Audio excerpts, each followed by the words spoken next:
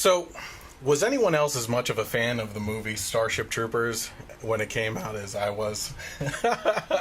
Well, those ads are getting a lot more real, as apparently part of our armed forces is being split off to form the U.S. Space Corps. Would you like to know more? Dana Loesch recently starred in a National Rifle Association ad that has the right and left fired up for very different reasons. That whole story about Bernie Sanders' wife being investigated by the FBI, well, it's about to get a lot more weird, as it turns out their daughter is actually mixed up in the whole mess as well. We'll talk about that a little bit later. A Republican is saying that congressmen should be paid $30,000 a year more. A Republican. Well, I have an offer for Representative Jason Chaffetz that I would do to help him out, that I would actually help to vote for that $30,000 raise if congressmen agree to do some things that I propose in exchange. The left is losing their collective crap over the immature retweet of the president this past weekend, showing a gif of him wrestling someone with the CNN logo superimposed over the opponent's face. They are apparently outraged over imagery that may provoke a violent response towards the leftist media. But of course, Chris Matthews can say on national TV, you know, one good thing Mussolini did was execute his son-in-law, while talking about Trump and his son-in-law, Jared Kushner. The left? Well, it's crickets. Sorry. Crickets with a slight hypocritical chirp to lull the left to sleep. Seeing as I have featured multiple charities over the last few months that combat child sex slavery, I felt it was my duty tonight to bring your attention to the child sex slaves that NASA is shipping off to a secret colony on Mars. All this according to Alex Jones and his guest. So start tuning in those tinfoil hats, everyone. A good citizen just wants to be nice and respectful by cleaning off the constantly vandalized Hollywood star of President Trump, but the left responds with class, tolerance, respect, and love. I'm just kidding. They seem to be completely incapable of such things and have these things that they have preached for years now. In our main story tonight, though, our country has been divided for a long time on the issue of healthcare, with many wanting a more socialized single-payer system like that of Canada, England, or Cuba for a long time. The right has criticized, with, among other things, that it would lead to death panels that decide the fate of those in need of care. That these panels would decide who lives and who dies. Hogwash, screams the left. Fearmongers, they shout. Well, the European Court of Human Rights has just ruled that an infant must die despite the family raising enough funds to come to the United States to get experimental treatment, despite the fact that there are doctors here willing to help and hospitals and facilities ready to use. Everything is in place for this family, but the European Court has denied their travel and say that it is in the child's best interest to withdraw life support. Plus, an Oregon Tiki bar is closing up shop and reopening as an extension of the adjacent bar because of cultural appropriation. We begin there on the Generation Y Conservative podcast.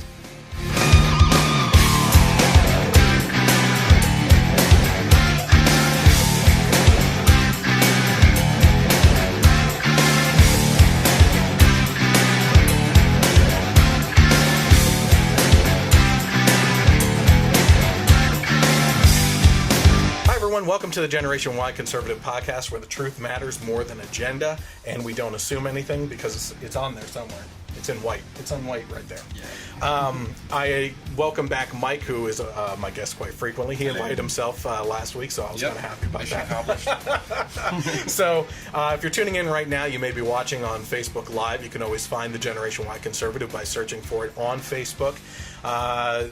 There, you want to go to the follow button. Once you hit that, like button, and over the following button you can go down and get notifications. And what happens is you'll actually get notifications when we go live with the podcast, because that happens anywhere between Thursday and Saturday usually. And then the HD version of the audio and video comes out sometime in the following days, usually Sunday or Monday, on YouTube, which leads us to the next social media. So if you go onto YouTube, what I encourage you to do is subscribe to the channel. Just search for the Generation Y Conservative and then hit that little bell so that you get notified when we publish videos, whether it's the podcast or recently the movie reviews, which we'll be talking about shortly, because we have another one coming up for a little unknown indie movie that just came out today. Yeah. So we'll be getting to that shortly. If you're on Twitter and you want to interact with us, you can go to @GenYConservative without the E on the end. And if you're watching right now, all that information is along the bottom of your screen, so you can find out more there. The podcast itself is re-aired on Sundays from 3 to 6 p.m. on KLRN Internet Radio, where you'll find me there. And they have also put me on the iTunes as well, so you can subscribe to the iTunes.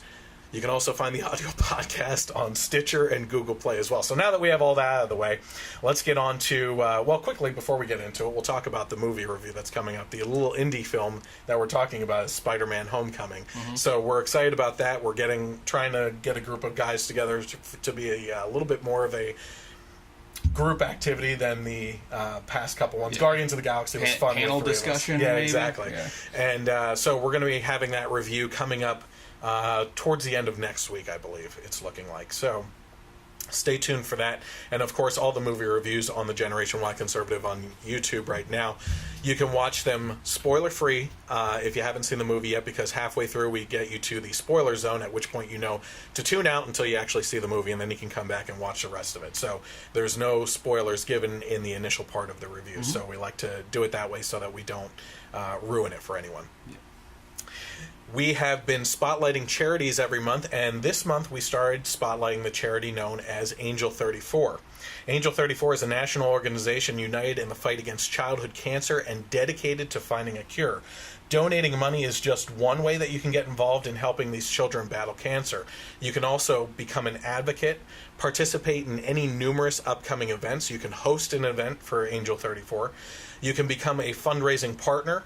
You can become a liaison or communication representative. You can also become a corporate campaign partner. You can help by becoming an intern with Angel 34, the organization. You can go on their website and see the multiple internships that are available to you. And this is one of my favorite ones, too. It is a little bit costly if you have the money. It would be a really cool thing to do. But you can also sponsor an icy machine. As I was reading into this, what happens is they put icy machines into the areas where these children are getting their treatments for cancer, and it offers the children that are battling cancer and getting their treatments free ices while they're getting treatment. So how cool is that? I mean, awesome. That's one of the coolest ideas. It's simple and it's kind of beautiful. I think it's really neat. But either way, you can learn more about internships or donating or volunteering or getting involved in any of the other various ways, which we'll dive into a little bit more throughout the month as we talk about it, by visiting www.angel34.org. So, as I mentioned in the opening, a Tiki bar owner in Oregon is saying that he is sorry and closing up shop, and this is according to the Blaze. Cloud Davidson told the Corvallis Gazette-Times that he trekked to Hawaii every summer when he was a kid, as his uncle, aunt, and cousins lived on the Big Island, and Hapuna Beach was down the street. This is why Cloud named the bar that he has just opened at the end of June Hapuna Kahuna Tiki Bar and Kitchen, which opened in downtown Corvallis, Oregon on June 22nd, so it hasn't been open that long. He said, "A lot of this has to do with my family. That is a big part of my childhood, but local residents of Polynesian descent, including folks with the Oregon State University Asian and Pacific Cultural Center, didn't like Hapuna Kahuna's Hawaiian name, cartoonish tiki decorations, and that customers were handed plastic leis." This is what Davidson had told the paper. So, first of all, I've had a couple, I would say, blockbuster college parties with tiki decorations, okay? Sure. But if I were to get upset every time The Sopranos came on as an appropriation of Italian people, or I walk through Little Italy and I start throwing a fit that the cannolis don't look right or something like that, that would make me an idiot. How about this? I mean, I don't know how it is across the rest of the country, but I feel like in the Lehigh Valley, most local non-chain Italian restaurants are owned, run, and operated by Latin Americans. They are, yes. So, are you out? Where were you? Doing your part I'm to not protest? Out there picking I it, mean, come on, you're dropping the ball here. I know. I guess I should care more. But yeah, I mean, it comes down to just. I think it's ridiculous. Yeah. I mean, this guy's just trying to run a business, have fun with it. And, I mean, certainly the worst that could happen is that someone is truly offended by something that's truly offensive. Yeah. Right? I don't see that happening.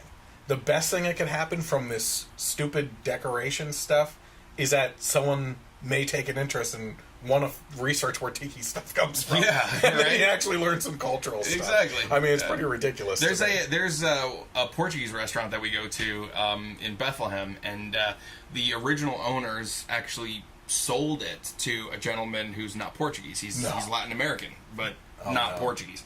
But we go there. I mean, the food is perfect. He's awesome. He's a super nice guy. Like, we're not like, oh man, this is outrageous. You know, I can't do yeah, this. just shut it down or change it. I don't care gosh. anymore. It's crazy. And the worst thing about this, and this is something that happens later in our main story too, that I'll bring up again. But the worst thing is that these people are forced into apologizing. That is what makes me sick the most. That that they are so pressured that not only are they complying, but then they have to come out and say they're sorry. I mean, it's so disgusting. I hate that. It goes two ways nowadays too. If you're forced to apologize, and it's public that they're trying to force you, you either apologize and hope that those people that were offended come to the bar, which I doubt that they will, or you stand up for yourself. You say you're being ridiculous, and you don't apologize, and you make it very clear, I am not going to apologize. And then you make people like us happy, and we are loyal customers. Yeah, absolutely. So I think it's more likely, unless it's something truly offensive. Yeah, and there are things that could be, but I mean, people just got to use their common sense and be like, okay, is this guy trying to, be offensive towards Polynesian people or not? You know what I mean? If anything, it's more of an homage, right? Yeah, he's got and he even said family that. over there, He's got family there and from where he grew up and things like that, so, I mean, it's nonsense. So, as Mike was saying, he was forced into an apology, which, whatever. He said, I unintentionally made a mistake and I'm very sorry. This is what he told the Gazette-Times on Friday. No, you didn't make a mistake. Yeah. The mistake is on society that we have let these weenies that are offended by absolutely everything have a voice without just telling them to get over it unless it's something that's actually hurting someone, which is what we were just talking about, Cloud plans on closing up shop on Sunday, getting rid of all the Tiki decorations, and reopening on Sunday night as a simple extension to the adjacent bar that Davidson also owns. So, here's my thing. Many people will never know how hard it is to become a business owner. Yeah. Okay? It is... The cards are stacked against you. They used to be that people would come to this country to live the American dream. And you had people that seriously came over here as kids on ships, right? Started with nothing and built up a life for their whole family for generations to come. Yeah. Okay? Nowadays, if you try to start a business, there's so many regulations and rules and policies and laws against you that you have to jump through hoops just to start a business, right? So here we are. Not only did this guy have the ability to start it, but he has also rearranged his business to cater to people that probably are incapable of starting their own business, right? And like I said before, are probably so offended by this that they're never going to be customers of his anyway. Yeah. At his original bar or the new one. Yeah. So it's a lose-lose by Yeah. actually apologizing in this case. And it's also, I mean, everything you said about the difficulty of starting a business, I feel like it's even tenfold in the restaurant and bar business. Oh, yeah. You know, because They fail all the time. fail all the time, you know, especially when you're going up against monster chains and everything like that. They're pushed out left and right. Yep. I mean, even if a new one opens up, if a couple chains open up around it, you're struggling, you know? Yep. So the Tiki Bar closure comes a little more than a month after Portland's Kook's Burritos, founded by two white women, shut down amid cultural appropriation complaints. All right, I got nothing to say. That is racist as hell. So I'm not going to defend that one. Okay, so we'll move on to the next subject here. If you don't know who V.A. Shiva I'm not Come on, trying. Mike. I'm not 'Cause trying. you got games last again. time. Ayyadurai is, you better start learning who he is now and help him campaign against one of the left's biggest hypocrites, shams, and fearmongers out there, Elizabeth Warren of Massachusetts. And he just trolled her in probably the most epic way. Have you heard about this I story? did not hear about Okay, this, great. so I'm all for this. So, in case you live under a rock or you are an Elizabeth Warren supporter that just actively chooses to bury your head in the sand, you may not know that on employment applications, including to teach at Harvard, talk about cultural appropriation, This I know about. where she made a measly $700,000 over the course of 2 years, and people are still trying to figure out why tuition is so high in this country, and why she lives in a multi-million-dollar mansion. It's amazing how all these like borderline, self-proclaimed socialist Democrats, the one that hate the rich so much, are so rich. Yeah, and like they're- unbelievable, you know. And they are all for global warming, yet they buy mansions on the coastlines. That doesn't make much sense, right? Yeah, so she, on these applications and everything, and I believe when running for the Senate, she proclaimed herself to be of Native American heritage. Yeah. Which is why we were laughing so hard with that video last week, the music video, Yeah. by Reason, because he said black, white, and Native Americans. And And it they cuts back to her. Yeah. So if you know the joke, you're in on it, and you should be by now. I mean, it's one of the most well-known things, and why we refer to her as Pocahontas, because yeah. Trump refers to her as that, and it gets under her skin. Great. Well, V.A. Shiva is an Indian-born American and is challenging Senator Pocahontas Warren for her Massachusetts seat. On July 2nd, Shiva sent out a tweet that the senator, Chaffetz, had refused a birthday gift that he sent to her. The tweet read, "I'm deeply saddened Senator Warren refused my thoughtful, gift-wrapped birthday gift, the 23andMe DNA test kit. Most unfortunate, #fake Indian," with a picture showing the $102 refund issuance. So he actually did spend the money to send the that test is to her, awesome. and she denied it, and it came Yeah. back. So he took a picture of it and sent it back. So here's a good lesson for people out there. Most people on both sides of the aisle can agree there is a ridiculous amount of money spent in the campaigning season for ads and stuff like that. This is probably one of the best ads ever for him, and it cost $100. Yeah. So as long as you're creative, you have the ability to fight back in the political realm. So I think that was pretty cool. #fake Indian. Yeah. That's so great. And he's from India, or is he Native American? India. India, yeah. So that's who can say that's racist to him? Yeah. Well, they'll try. Yeah. So Milo hates gay people. yeah, apparently, and Ben Shapiro is Anti-Semitic. Yeah, exactly. So here's something fun for you. If you want to consider donating to his campaign or volunteering for Shiva, visit www.shiva4senate.com, and you'll know you got there when you get to the website and it reads "Defeat Fake Indian Elizabeth Warren" right across the top. God bless him. So Golf clap. yeah, exactly. Well played, sir. Yes. All right. So, according to multiple media outlets, including The Blaze, a young supporter of President Trump is taking heat after she is pictured cleaning Trump's defaced Hollywood Walk of Fame star.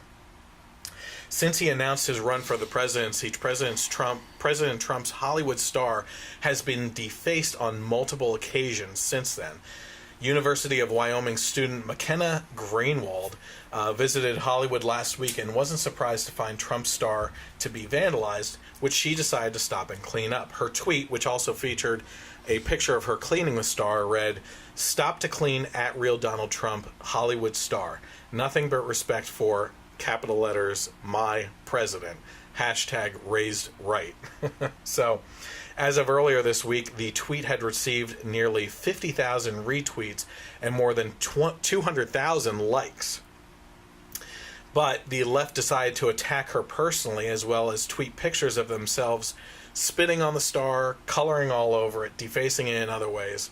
And it's just another sign of the oh-so-lovely intolerant left. Yeah. So, there were some. Here's the thing, the left can be funny sometimes. Yeah. Right.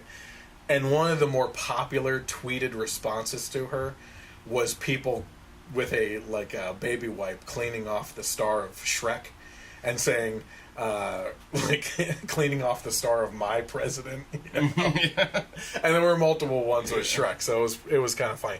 But I mean, I just remember. Do you remember the big deal that it was that Eagles players or something like that spit on the Dallas Cowboys star on the field? Well, I'm not surprised. Yeah, as a Cowboys fan, I'm not surprised by that whatsoever.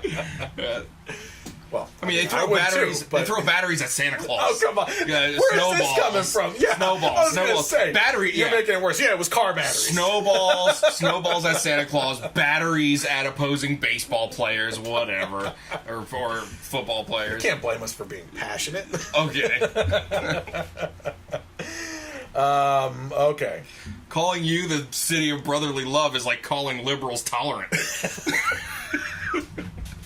Well, and one of the stories I almost covered this week was the Antifa protest in Philadelphia. Did you see that? Yeah, I saw you posted that. Yeah. They I don't have the notes on this, so I'm sorry. You wing it? Yeah, so what happened was there was an anti-Trump protest in Philadelphia, and in response, the pro-Trump people went out there and protested the anti-Trump people. Mm-hmm. There was a lot of verbal back and forth and everything. And once the groups disbanded after they reached the end of their march and everything, some of the pro-Trump people went to a bar, and the anti-Trump people followed them and tried to beat the crap out of them. Mm-hmm. And not only were they not successful. I mean, they got a few hits, good hits in, right? Yeah. But I mean, yeah, you know what I mean. So,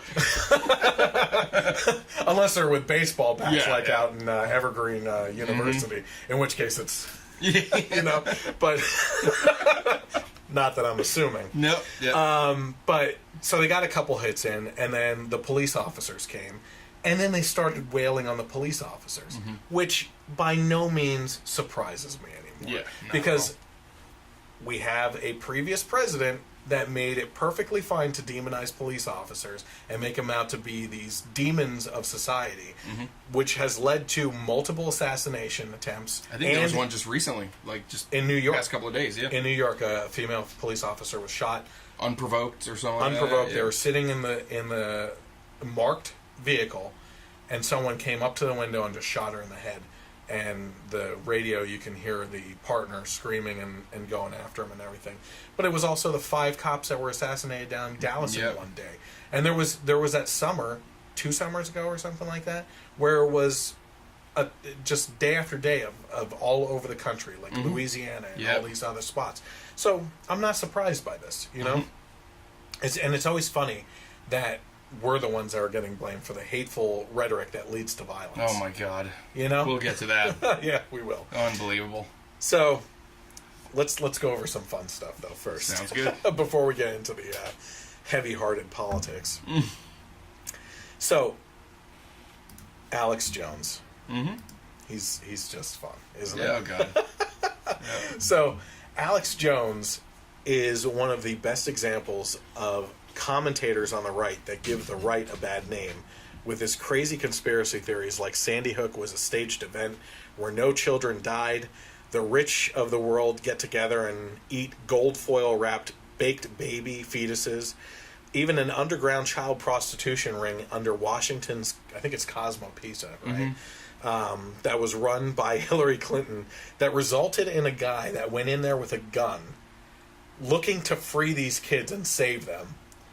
And it turned out there wasn't even a basement or anything that led down there. A well-intentioned citizen. Yeah. Well, misled. Yeah, misled, well-intentioned. Yeah.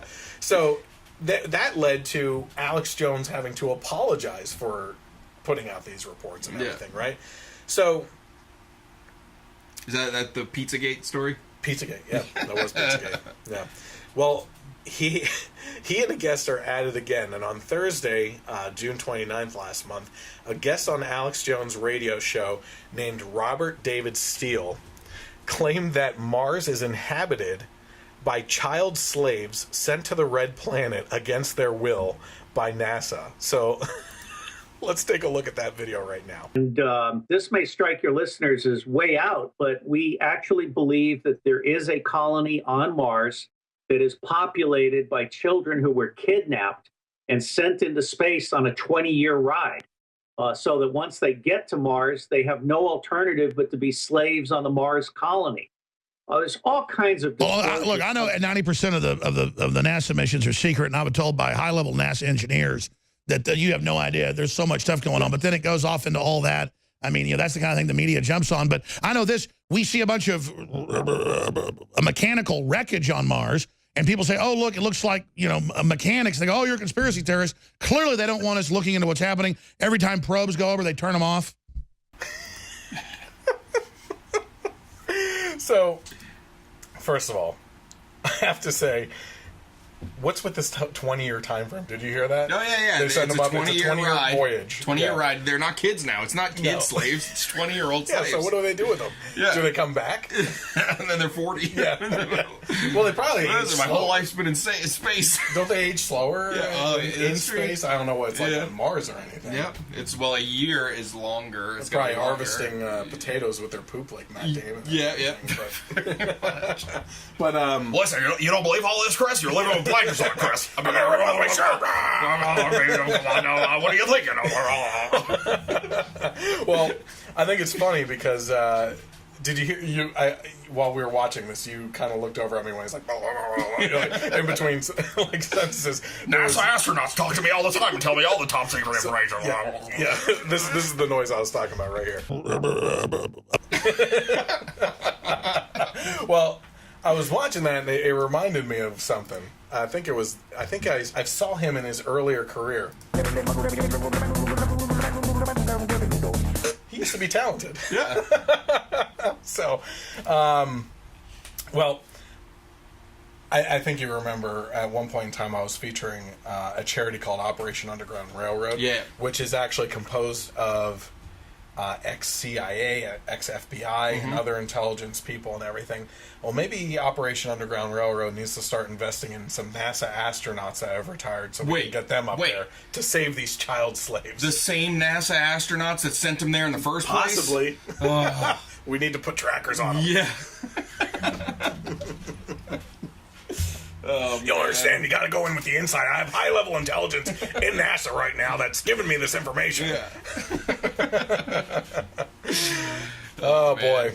So, speaking of space rescues, the U.S. might soon have a U.S. Space Corps.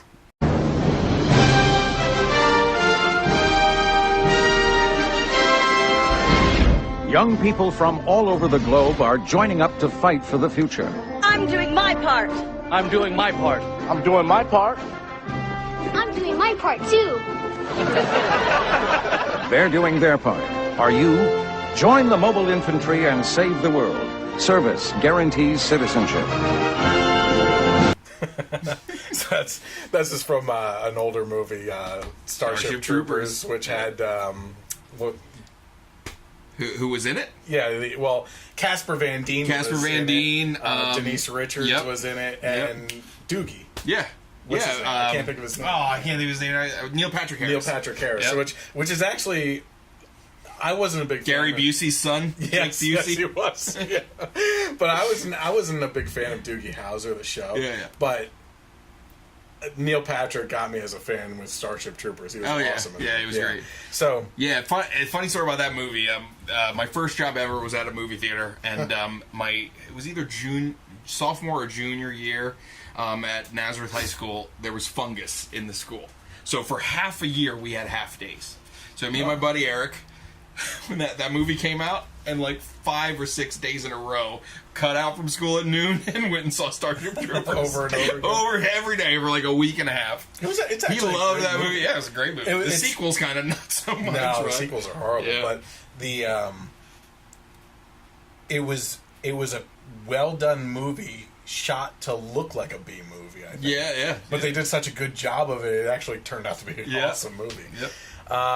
So According to the I Effing Love Science website, which we usually mention in jest, the House Armed Services Committee has voted to split the U.S. Air Force, leading to the creation of the U.S. Space Corps. The move makes the U.S. the only nation currently with a branch of the military dedicated to space, but not everybody is happy with this. Although this is the first new military branch created in the U.S. since 1947, it has been investigated as a possibility since the early 2000s. The general idea is that the space race started in an uncontested environment with little impact on civilian life, and is now very much a shared arena full of essential technologies. The subcommittee thinks that this would be better defended by a separate group. This is an example the subcommittee has studied for months, and I can't even tell you how many meetings with space experts and leaders Democratic Representative Jim Cooper and I have had on this subject, said Representative Mike Rogers, who is a Republican from Alabama. And he's also the chairman of the House Armed Services Subcommittee on Strategic Forces. The subcommittee believes this move will help the U.S. maintain their strategic advantage in space, which is cool. Yeah. First of all, I personally was a little pissed off when Obama cut back so much on NASA stuff. Mm-hmm. You know what I mean? Like, I get it. You know, first of all, I can't sit here and complain that we're overspending and then be pissed off that there's cuts in some areas. Yeah. But at the same time, he made cuts and then was the biggest spender of any president in U.S. history combined. Yep. You know, like all of them combined. So I don't understand why we keep the cool thing about science is that we either are looking more and more microscopic, or we're looking farther and farther out. Yep. And seeing what's out there. And in both directions, there's so much to learn. Sure. You know, there's still parts of the oceans that we haven't, Oh, gotten down into and seen what's down there. Who knows how many species of animals haven't even been discovered yet? Yeah. And here on our planet alone. Yep. So I always find this kind of stuff interesting. I can't wait until we have something that takes off in that direction. I think the International Space Station has always kind of been that first stepping stone for like a launch pad to go even further, you know? And we keep on sending out these things. I don't understand why we've never been back to the moon. Well, Alex Jones will tell you we never were there in the first place. But we're obviously going to Mars. Yeah. For these child slaves. Yep. So why aren't we going there with the rest? But I'm excited about this stuff. Yeah, you know, this sure. is the kind of science that I find really fascinating. Yeah, astronomy was always my favorite, field of science. And there was a show on the History Channel called The Universe. I don't know if you ever saw it. It was a different topic With each. Neil deGrasse Tyson. Well, he was on it as a commentator. Like, that's the first time I ever heard of him. Him and other scientists were always just, like, kind of pop in and just talk about whatever topic they were doing. And then I feel like after that show is when he really kind of blew up. But one about the sun, one about Mars, one about, wormholes and stuff like that. And it's also fascinating. Black holes, like, everything. You know? The whole thing with Interstellar, that was an awesome movie. Yep. I really enjoyed that one. Especially the time difference and how black holes can affect that. Yeah. I think Neil deGrasse Tyson commented on that? He always does. He talks what's about fake and what's not. Yep. Yeah, like they talked about the movie Gravity with Sandra Bullock, and he was saying how that was like, no, and people were all mad, and he was like, listen, I'm just telling you scientific facts. He does like to ruin things. He always goes after Star Wars. Yeah. He likes Star Trek because that's more about the science and discovery, where Star Wars is more fantastical. But whatever. So this is what Roger said. These changes won't be easy and will be disruptive in the short term, but our adversaries will never be less capable than they are today. We must act now if we wish to maintain the advantages the U.S. military obtains by operating in, through, and from space. Yeah. And for the foreseeable future, I mean, we're not talking about single pilot spacecrafts blasting other spacecrafts, in space. For now, yeah. But would you like to know it's more? It's more about the satellite capabilities, the intelligence, the imaging that we can do, and things like that, which is definitely probably one of the biggest differentiators, between militaries, as far as capability. The next space race is going to be, I believe, for minerals that aren't available here on Earth. Mm-hmm. You know, minerals that you can only find by exploring our Milky Way. You know what I mean? Or further, if we ever get to that point. But there's like certain minerals on the moon that are supposedly like really valuable to some sort of building material here that we could use them for, which I find fascinating. I think that's really cool. But of course, then we're going to have to start a whole new advocacy for environmentalism on whatever planet we go to. We're gonna start Are protesting. you mining the moon? No fracking on the moon. It has craters already. Yeah. How dare you create another crater? Leave the moon alone. But I will say, would would mining it disrupt the pattern of orbit? Screw up all our tides and stuff. Man. I told you so. Yeah. You're ruining my trees now. So I'm all for this. What about you? Yeah, it's awesome. You know, it's a step into the new frontier. Yeah. One small step. So 2 weeks ago, we discussed how Bernie Sanders' wife, Jane, was under investigation by the FBI for fraud. Were you on that podcast? Or was that 2 weeks ago, I don't think I was. No. You didn't discuss Jane Sanders with us at all? Okay. Did you hear about this, though? Oh, yeah. Okay. So that Jane was under investigation by the FBI for fraud after her shenanigans as president of Burlington College in Vermont led to its closing of its doors and giving her an undeserved $200,000 parachute despite her failings for the college and its students. Well, now we're starting to learn more that their daughter was also wrapped up in this whole scheme. So when Jane Sanders arrived and assumed control in 2004 as president of Burlington College, there was no woodworking class. So that had to be started up for the daughter. Tax records from 2009 show that Burlington College paid Vermont Woodworking School $56,474 for materials, leasing bench space, and other various charges. The college also hired Bernie and Jane's daughter, Carina Driscoll, to teach the woodworking class and was paid over $500,000 to teach over the course of 4 years at the college, which only maintained a student population of around 200 students. So let me just backtrack here real quick. One of the criticisms I got just from posting this article from a libertarian friend is, well, she got paid $500,000 over the course of 4 years. So it's not that bad. Yeah, it's not that bad if you're at a university that has tens of thousands of students. There's 200 students at this school. Yeah. You know what I mean? How many are taking the woodworking class? Yeah, that's a fraction of that. That's another great point. Exactly.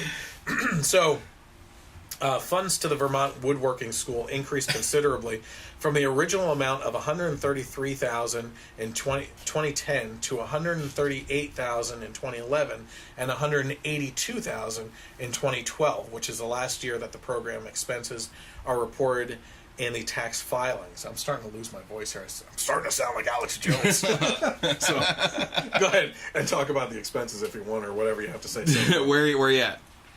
Oh, you want to continue? Go for it. There you go. So not only did Jane Sanders not deliver on the promise to fund the land deal to expand the college, which eventually collapsed it, but she also got her daughter a teaching position for a class that had to be created and instituted for her to teach, pay over $100,000 per year in supplies alone, and then after it all went financially belly up, Jane still got a $200K parachute. Yeah, so these are all dominoes that were set up, right, by the Sanders family. And I mentioned this to Matt, who was on the podcast at the time. What you have here is Jane got in there, okay, set up this horrible land deal that led to fraud, and she made promises to the banks that she was going to have backers to pay for this land deal. And she promised that she already had people in place. Well, okay, listen, I'm not going to go outright and claim 100% that this is what happened. Yep. But if you're the spouse of a senator and you need financial favors for your job, where's the first place you go? To his backers. Yeah, I mean, should I start the Jeopardy tune there? Like, Final Jeopardy question? I mean, it's ridiculous. You go to Bernie himself in this case and say, hey, who do you know that can help out with this college, right? Yep. So she's the president. She sets all this up. I can only assume based on human nature that Bernie got involved somehow as trying to find the donors. They set up a class that doesn't exist for their daughter, who's making over $100,000 a year in a school that only has 200 students. The whole thing goes belly up because they can't meet their financial responsibilities because of Jane Sanders. And one of those choices that she made was for her daughter to come on. Yeah, and giving her that Elizabeth Warren money. Yeah, seriously. And then the whole thing goes belly up, and not only does it go belly up, but she gets $200,000. Like, hey, thanks for trying. Mm-hmm. It's like a participation trophy award at the college level. Yeah. It's ridiculous. Yeah.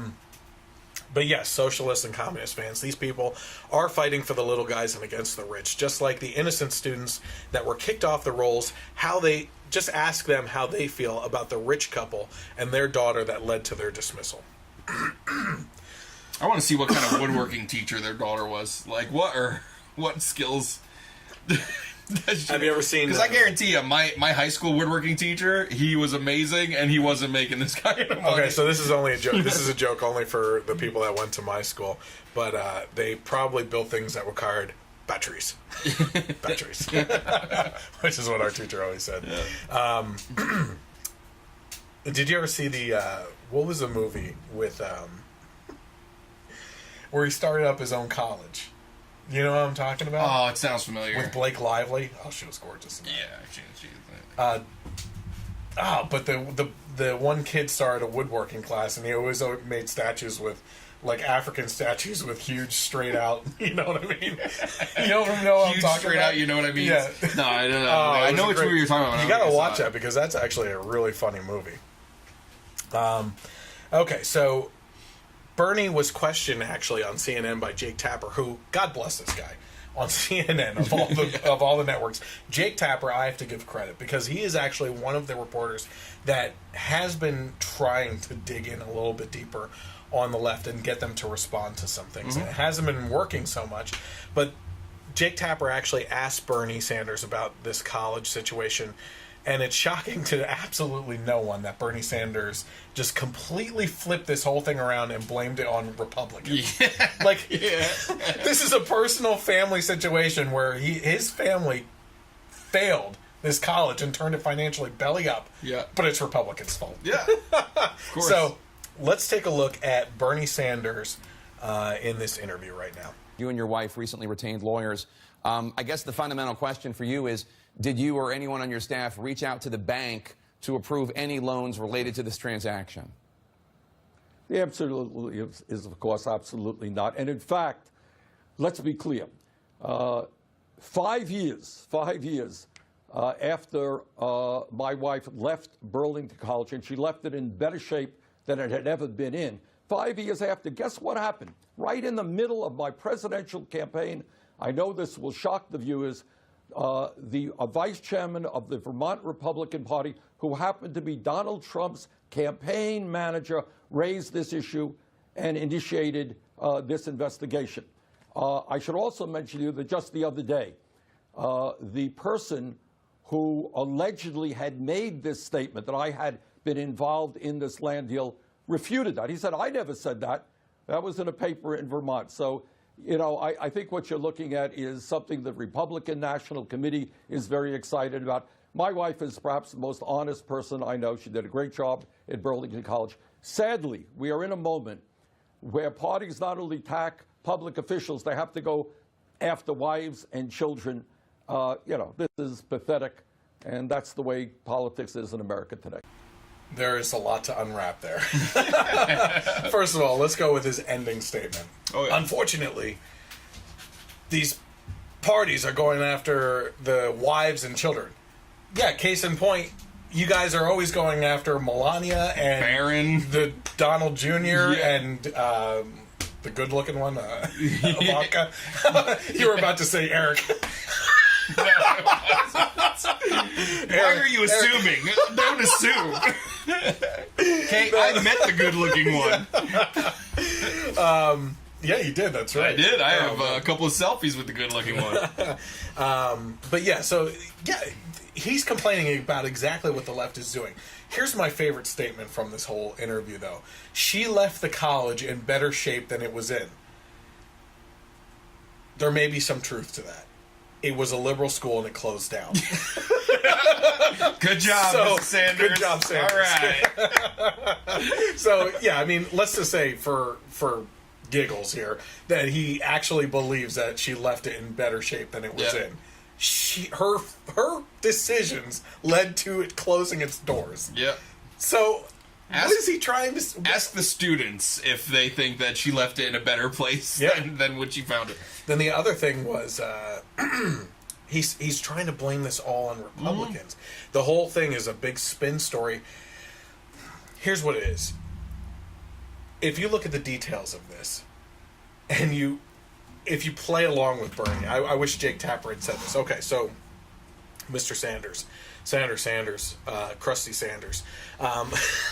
So you're telling me that it's the Republicans' fault that your wife was financially irresponsible at the college and led to its closing. Listen, Jake Tapper, listen to me. I am a socialist. Why are you surprised that I don't believe that individuals should be held accountable for their own actions? It's George Bush's fault. It is the Republicans' fault. And if it wasn't George Bush, it was George H.W. Bush. And if it wasn't his fault, I'm sure we could find something to tie to Reagan. Yeah. Because he was a capitalist bastard. Jake, you should know that you have to go off to the side. That I don't believe these things. And then like this. Just trying to deflect this terrible situation. My wife is an honest person. My wife is so honest. She's that's the other kicker right there. Yes. Holy crap. Yes. And my daughter can build a barn like no one else. Yeah. She probably builds a little tiki. Yeah. She can whittle anything out of a block of wood and deserves $100,000. She makes beautiful ducks. Yes. He said that, so that's the other one that I forgot. That his wife is the most honest person he knows. That's why he hangs out in D.C. Yeah, right. Because that may be the most honest person that he knows. Yeah. And that's not saying much. She literally said to the banks, I have backers that will back up what I'm borrowing as collateral, right? Yeah. And it wasn't there. It was completely a lie, and that's the type of honesty that Bernie Sanders is used to. Yep. That's all there is to it. All right, you ready? This is gonna get people fired up. Have you seen the NRA ad? I saw it. Yeah. Okay, so last week, Dana Loesch of the Blaze Radio Network and TV network, she has her own show. She is a huge firearm advocate. Yep. And has been putting together, I think she's done a couple NRA ads now. But she put in National Rifle Association ad together as the host of this commercial. And it has people on both sides a little fired up. So I personally have a couple criticisms. But we'll talk about that a little bit more after this. They use their media to assassinate real news. They use their schools to teach children that their president is another Hitler. They use their movie stars and singers and comedy shows and award shows to repeat their narrative over and over again. And then they use their ex-president to endorse the resistance, all to make them march, make them protest, make them scream racism and sexism and xenophobia and homophobia, to smash windows, burn cars, shut down interstates and airports, bully and terrorize the law-abiding, until the only option left is for the police to do their jobs and stop the madness. And when that happens, they'll use it as an excuse for their outrage. The only way we stop this, the only way we save our country and our freedom, is to fight this violence of lies with the clenched fist of truth. I'm the National Rifle Association of America, and I'm freedom's safest place. Damn! Sick burn, Dana. Sick burn. Well, first of all, let's go into the details of what she was talking about, okay? I don't have them all written down. But is anything she said false? Nope. That's No, all it there is is to it. Yes. Right? Is the left acting this way and using certain things as excuses to act that way, using their ex-president as the leader of their resistance for excuses that he has made, Yep. and has it led to police having to intervene in situations across the board? That's what's happening. Yep. Right? Now, where I may disagree, or where I can see the left maybe having a point, is that this is the National Rifle Association ad. And it could be derived from this ad that the police are stretched thin and you need to start helping out. Yeah. You know what I mean? Yeah, while I agree with the facts that are laid out, especially towards the beginning of the ad, it all the way does through. seem, all the way through, it does seem almost like a little Call to over. action. Yeah. It's a call to action. The clenched fist of truth. Dana's awesome. Yeah. She's a lot tinier in person. Former liberal.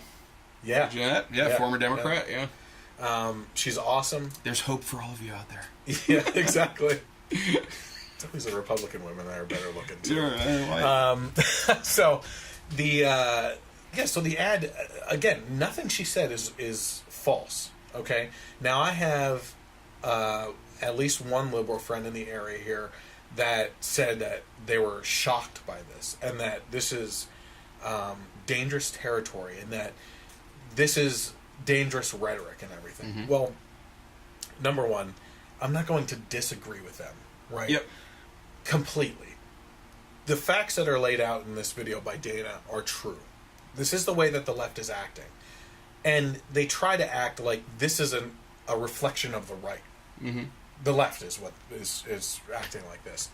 And I find it amazing, you know? You know, we're getting to a point where we can't continue to be walked all over and have this image pushed onto us. The harder that you fight against being called a sexist or a bigot or a racist or a homophobic person, the more they see that as ammunition. It backfires on you. Yeah. Well, you know, I'm not racist because I have black friends. You know, like it's that whole thing. Like, you expect to hear that from someone that's trying to defend themselves. We're all sick of it. And again, what they don't understand is this is why Trump was elected, because he's the type of guy that hits back. Yep. You know? So, anything else that you want to say on this? Well, you know, just the fact that even your friend or other people on the left are like, I'm outraged by this, but they're not outraged by the actions that their own side is taking every day. Yeah. And like we talked about earlier in Philly, you know, and I mean, it still blows my mind that a group that dresses all in black with masks on, that's looting and vandalizing, are the ones calling other people on the other side the fascists. Yes. Like, I mean, we talk about hypocrisy all the time. Because but that's it's a running theme on the left. But that is like, I mean, it doesn't get much more cut and dry than that. Yeah. And they act like they're all they need courageous is the red, heroes, but they cover their faces. Yeah, all they need is the red stripe around their arm with a swastika in the middle of it. That's all that's missing. Yeah. You know? And silencing opposing views, you know, looting, destroying shops. I mean, but, you know what nobody's outraged by that. I don't know if you've been noticing this too, but a lot of media examples are being used by the left and the right to present their cases, and it's the same thing. Now, one thing I've noticed, I've posted this years ago, right? I'm not saying I'm the first, you know, but one of the most fascinating, best speeches I've ever heard is by Charlie Chaplin in The Great Dictator. Do you know which one I'm talking about? Really? I might have seen it at some point, but I just don't recall it. It's too long to put in the podcast, the YouTube version. But maybe put a link in the description or something. Basically, he looks like Hitler, right? Because he has the mustache and everything. I think in the movie he was sent as an imposter to infiltrate it and lead them in the wrong direction towards betterment or something like that. I forget the exact plot, but he stands up there on this podium and he's fighting out against fascism and like for the human spirit and all this other stuff. And it's a perfect example of what the right is always trying to fight against, right? Yep. Well, the left, I'm seeing my liberal friends post this all the time as a reference towards Donald Trump being a fascist. I'm like, you really don't get it, do you? Yeah. You're not seeing it right now, you know? And it's... The Nazis were the National Socialist Party, Yep. right? And they don't understand that this was the extreme left of the European side that did this. And that's fascism. And you were right. Yep. The reaction that the left is putting out there right now with these protests and the violence and everything is in a form of fascism. What they're fighting fascism with fascism. And the rest of their party is completely oblivious to the fact that that's fascism. Yep. You know? It's just, it's stunning. And I got into a little verbal back and forth with my godmother, who drives me up a freaking wall because she's so liberal. Yeah, right? yeah. She worked she worked with the Carter administration on like some side, not like for the administration, Yeah. but or Kennedy's or something like that. Here's my thing. She and I'm not going to mention her name, so I'm not going to get in trouble. And if she takes offense, I don't really care because it's that stupid. She's the type that a couple years ago, when Republicans were trying to fight against abortion laws, was saying, supporting abortion stuff, Planned Parenthood and everything. But at the same time, she's always posting about the Special Olympics and helping out with the Special Olympics and helping out these kids all the time besides the Special Olympics and everything. And it's like they can't see it, right? Do you know where I'm going with this? Yeah. If it was up to the left, those people in the Special Olympics wouldn't be around. Yep. Because if they got their way all the time, they would just decimate those people. Yep. The Planned Parenthood was specifically started up to get rid of the black population. But besides that, the mentally and physically handicapped as well. Yep. Okay? And here she is defending an organization that wanted to decimate the people that she is a charitable person towards. Yep. You know?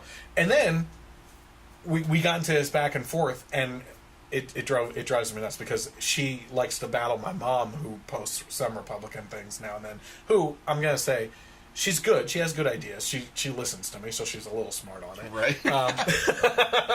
My mom. Yeah. But she, when my mom posts stuff on Facebook about, you know, reposting Republican memes or something like that, my godmother jumps in and starts rattling off things at her, trying to start a political argument that my mom can't battle with. Yep. So I jump in, not to defend my mom, but because I'm seeing this stupidity dribbling out of her mouth. Yep. Right? And I start battling her, and all she responded with twice was Kavifi.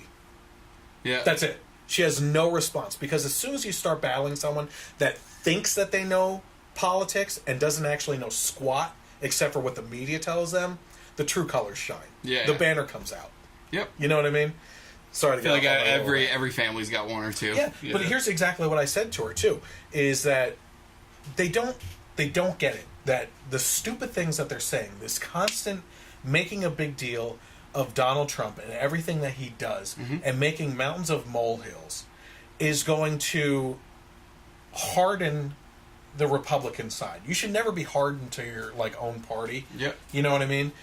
Like, look at me. Am I a huge fan of Donald Trump? Do I defend him at every turn? No, I criticize him. I'm going to be criticizing him tonight for the CNN stuff. You know what I mean? But at the same time, with the stupid stuff that comes out of the left's mouth on stupid things that they're criticizing him for, I end up defending the guy. Yeah. You know what I mean? And I like him more because he's pissing them off. Yeah, I've said it a bunch of times. I like him more because of the hate that he gets from the left that I feel like is just ridiculous. Yeah. So, you know? and I maybe I said this to you, but I said certainly to her, is that there's going to come a day if he decides to run again, and the media is going to have... Oh, he's running again. Yeah. Did you hear that he just had... he already had a fundraiser for 2020. Well, the committee was set up before he assumed office. Oh, okay, yeah. So, but when that day comes, if this current political climate keeps up the way it is, he's going to win again. Yes. And people don't understand that. They think, oh, well, it's a big to do every week. He's doing something new and stupid every week, and there's no way he could possibly win again. And why even run? Yeah. And he's a horrible person. Everybody hates him because they're all feeding each other. The left only listens to the left. Yeah. They're only tolerant towards the same opinions as theirs. The quiet people that you don't hear are the ones that will go out and vote in mass. Yes. And what's going to happen is the left and the media on election night are going to sit there in complete shock and silence with teleprompters that were already scripted for a Democratic win and not know what to say. Yep. Because they're going to be completely off balance that he won again and wonder, I did everything I could. I did everything I could to battle this guy and make him look like an idiot. Why did he win? Because you are doing that. Yeah, even the elections that they're losing currently, it's like... Oh, it's a slap in the face. They have no idea what's going on. I mean, a guy who body slams a reporter wins the election the next day? Like, what? Yeah. I mean, it's... Where was that, Montana? Yeah. I'm pretty sure it was Montana. Yeah, so what Mike is talking about is there's a representative... Yeah, it was a representative. Who was running, and a reporter came into the room and interrupted his interview or something like that. He was, in all honesty, he was totally in the wrong here. I mean, I even heard the questioning wasn't over the top. No, it wasn't. He just was having a bad day, I guess. Yeah. Knows that this is a liberal organization the guy was coming from. Well, he said it wasn't the first time he did it. Yeah, it wasn't the first time. And he just flipped out. He took him and body slammed him, and they were won the next day. Won the next day. So, I mean, I watched a video actually from that Real Time with Bill Maher posted. He was talking about how Trump is going to win again. Bill Maher said that. Yeah, and he was talking about how he already had fundraiser. He has control of the Congress. He's got this, he's got that. This guy's not effing around, know? And if obviously there's a lot of things with Bill Maher that I disagree with. But there are some things that I do. His criticism of the radical Islam, and things like that, and free speech. He's very critical of the left with some of the Antifa things, and he even said once on a show, I don't disagree with Ann Coulter. I disagree with Ann Coulter on a lot of things, but I will be the first to say I like her as a person. And the fact he said that, and the fact that there is not allowed to speak. So there's stuff I agree with him, and he does seem like he's got his eyes like he won't be one of those people that is like jaw on the floor if Trump wins again. So it was an interesting clip. Yeah. See, now if you were to talk to Matt, who's on the show sometimes, he hates Bill Maher. Oh, I mostly do as well. But it's more so he has shown the reflection, and I'm not saying he's a representative of the black community, but he says that it's very well known in the black community that Bill Maher is a target because he acts like he's black and a representative of the black community. Yeah, because only black people can say the N-word. Yeah, that's why he said it the other day. Yeah. That was a couple weeks ago, but that is exactly the conversation. Did you see Ice Cube? Did you see Ice Cube put him in his place that next episode? No. Oh, talk about awkward. Oh, he was on the show? Yeah, Ice Cube was on the show. And he just straight up told him, he was like, nah, you can't say that word. Crazy eyebrows. Yeah, man. It was like nuts. So you got to see that. I will. It was pretty I'll throw that in the YouTube version of the podcast then. So anything else you want to mention about the NRA ad at all? No, I mean, it's like you said, we kind of see where people are coming from as far as it being a call to action and everything, but you can't really dispute what's being stated in the ad as false, because it's not. Yeah, absolutely true.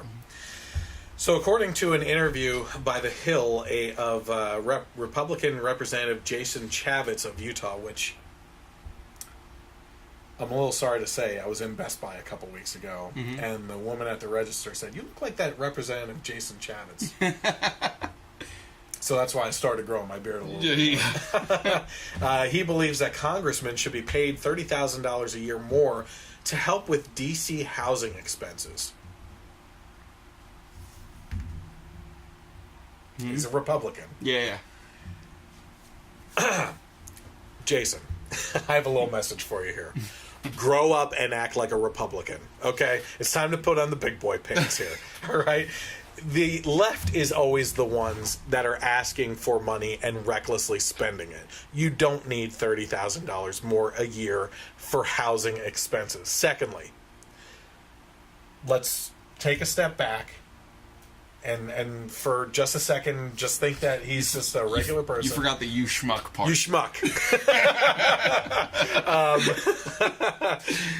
Let's just say, let's approach us from a cordial standpoint for a second, okay? We'll hear him out. We'll hear him out. Okay. Right. Yeah, so let's just say that you want $30,000 a year more for housing expenses. Then I have a few things I want to put onto the table. And you might have some things you want to put on the table too. Sure.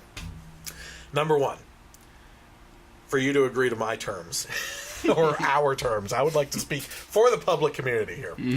Term limits for congressmen should be limited to 12 years for the House and Senate. That means 2 terms for senators and 6 terms for House representatives.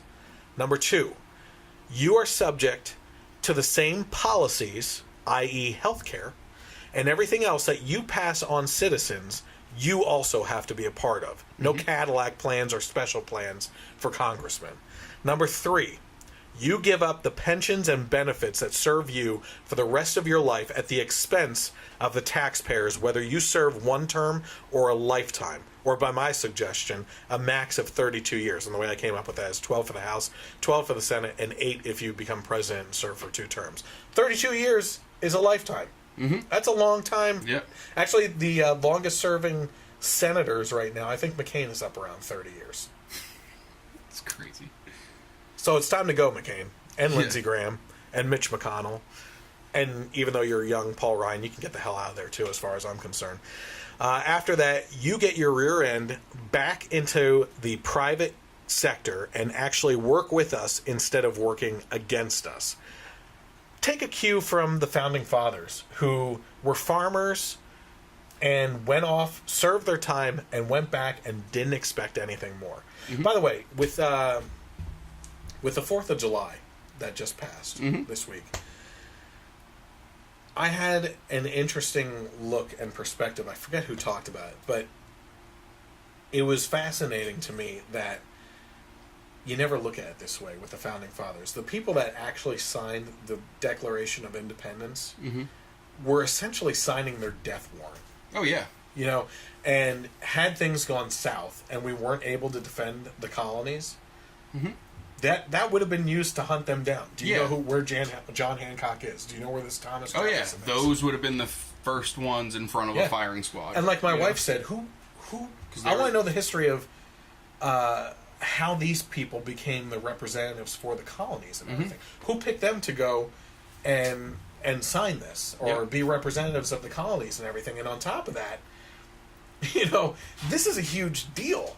It is a huge deal to look at because imagine you're part of the colonies over here, and you're minding your own business, and you don't like what's going on, but hey, you're surviving. Yep. And suddenly a bunch of guys say, "Nope, we're going to war. We want to be our own country." Well, crap! Now I got to fight the redcoats too. I need to drop everything and pick up arms and go against them. Like, it's a crazy time to think about. It was. Thank God for that. But I have a discussion on that whole thing and why I'm thanking God that they existed at that time so that we don't have to deal with it today. Oh, yeah. So, if you can agree to these terms... I'll throw in one more. Go for it. Cut back on their vacation time. Don't they have like an obscene amount of vacation that they could take, or how many days that they're in session? Yeah, like it's, you know, everybody can have 2 to 3 weeks vacation just like everybody else.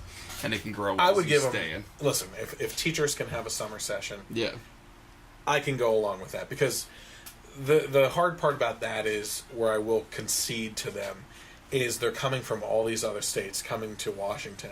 They probably want to go home. Yeah, and they should be going home and seeing the constituents and holding town hall meetings and stuff like that to actually find out more on how to represent us better when they go back to DC.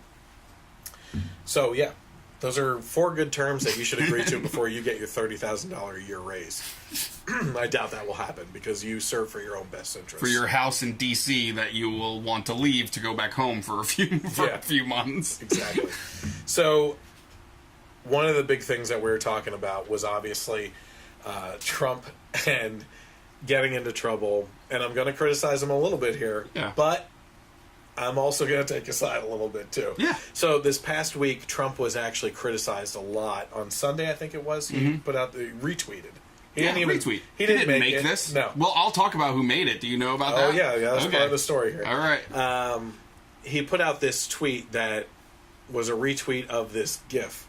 And let's settle this debate right now. It's GIF. Yep. Not GIF. Not GIF. Because gift is GIFT. Yep. GIF. Yeah. That's all it is. GIF is peanut butter. Peanut butter. He said that pretty good. Peanut butter.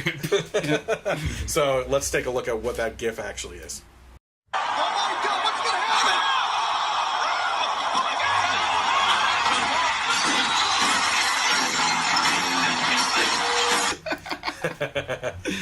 So that was what caused an uproar over the past week here, is that they superimposed the CNN logo over the opponent from one of the times that Donald Trump actually showed up for a wrestling match and beat the snot out of the guy. You know what I mean? So he got in trouble for that. Now, in an exclusive published on Tuesday by CNN's Andrew Kaczynski, he touted his investigative prowess in discovering the identity of the person behind this GIF, who is Han A-hole Solo. Han A-hole Solo. It is Han, not Han. Yeah, I know, Okay? sorry. Mr. GIF. I know.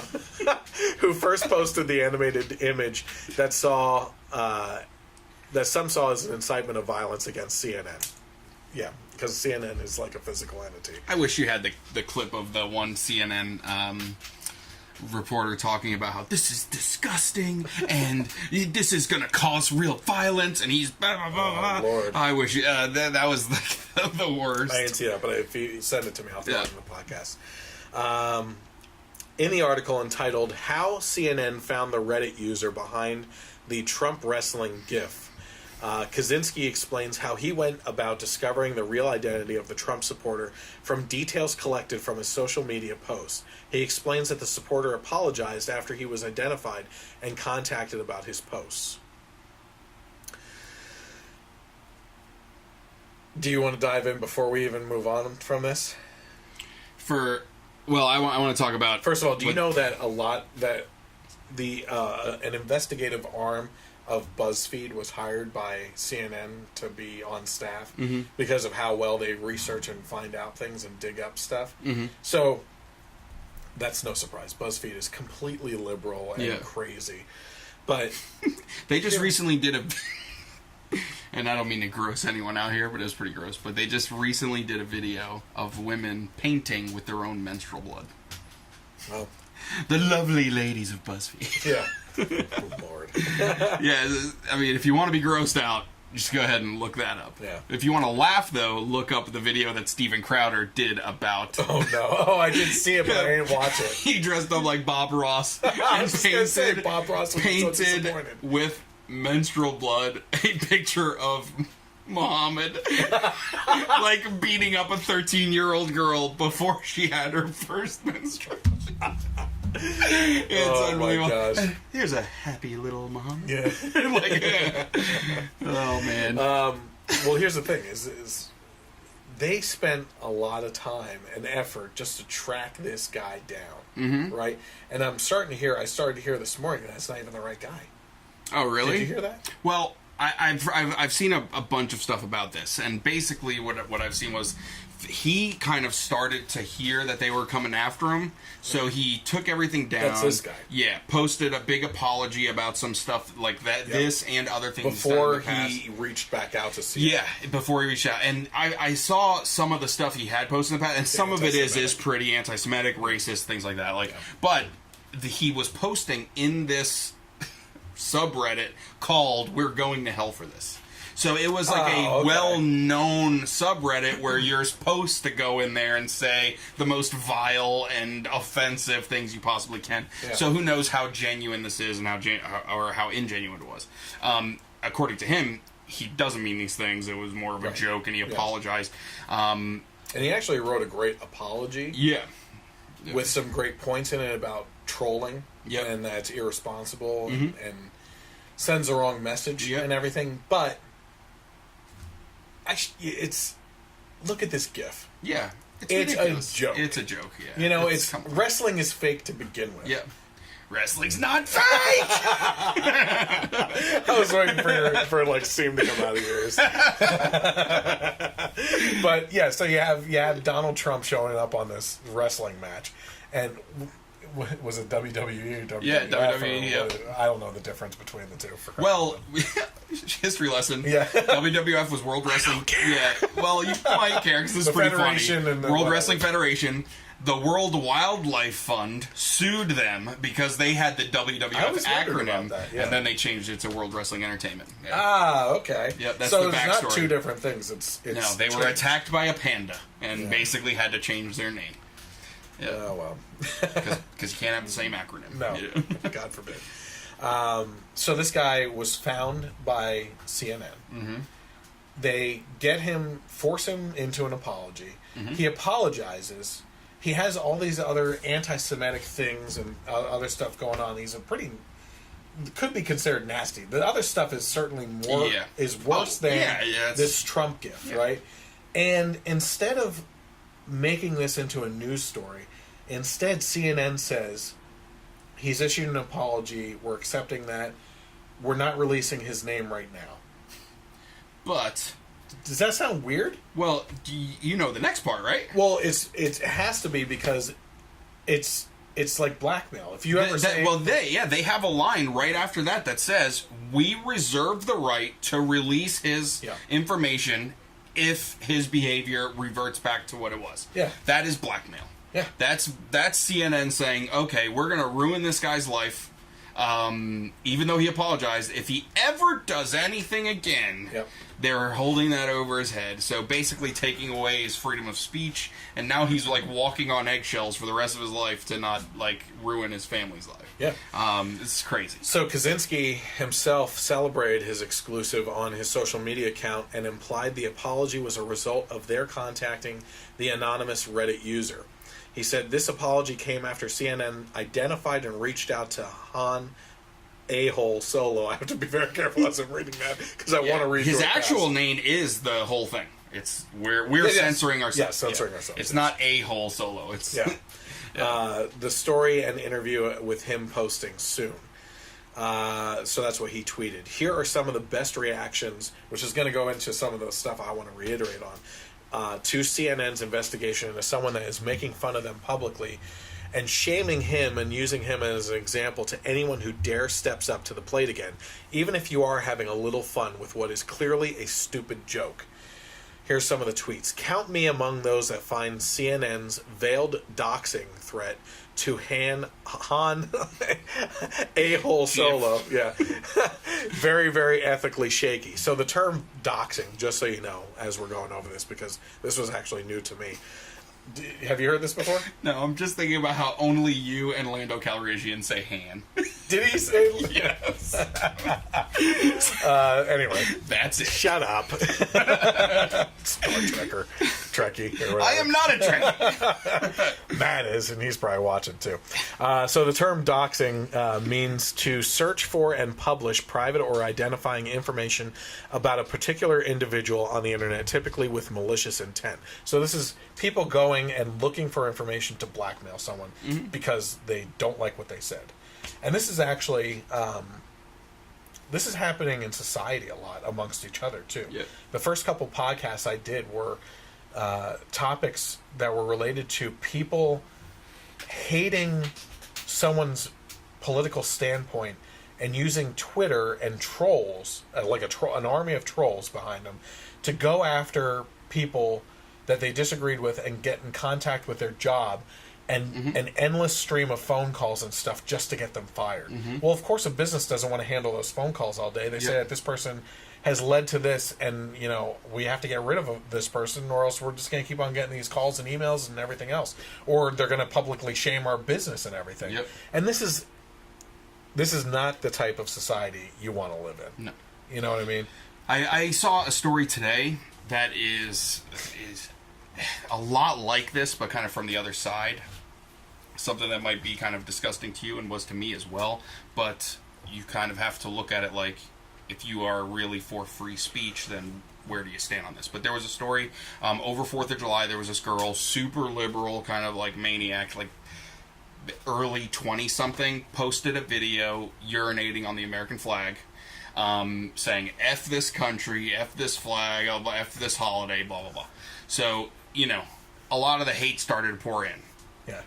Some of which I agree with. Yeah, you know, yeah. we have the right. Okay, you exercise your freedom of speech. We have the right to respond. Yep. But then, like, death threats and things like that. And then she also posted how they found out where her dad worked and went after him at his job. And she said, just so you know, my family doesn't agree with my shenanigans at all.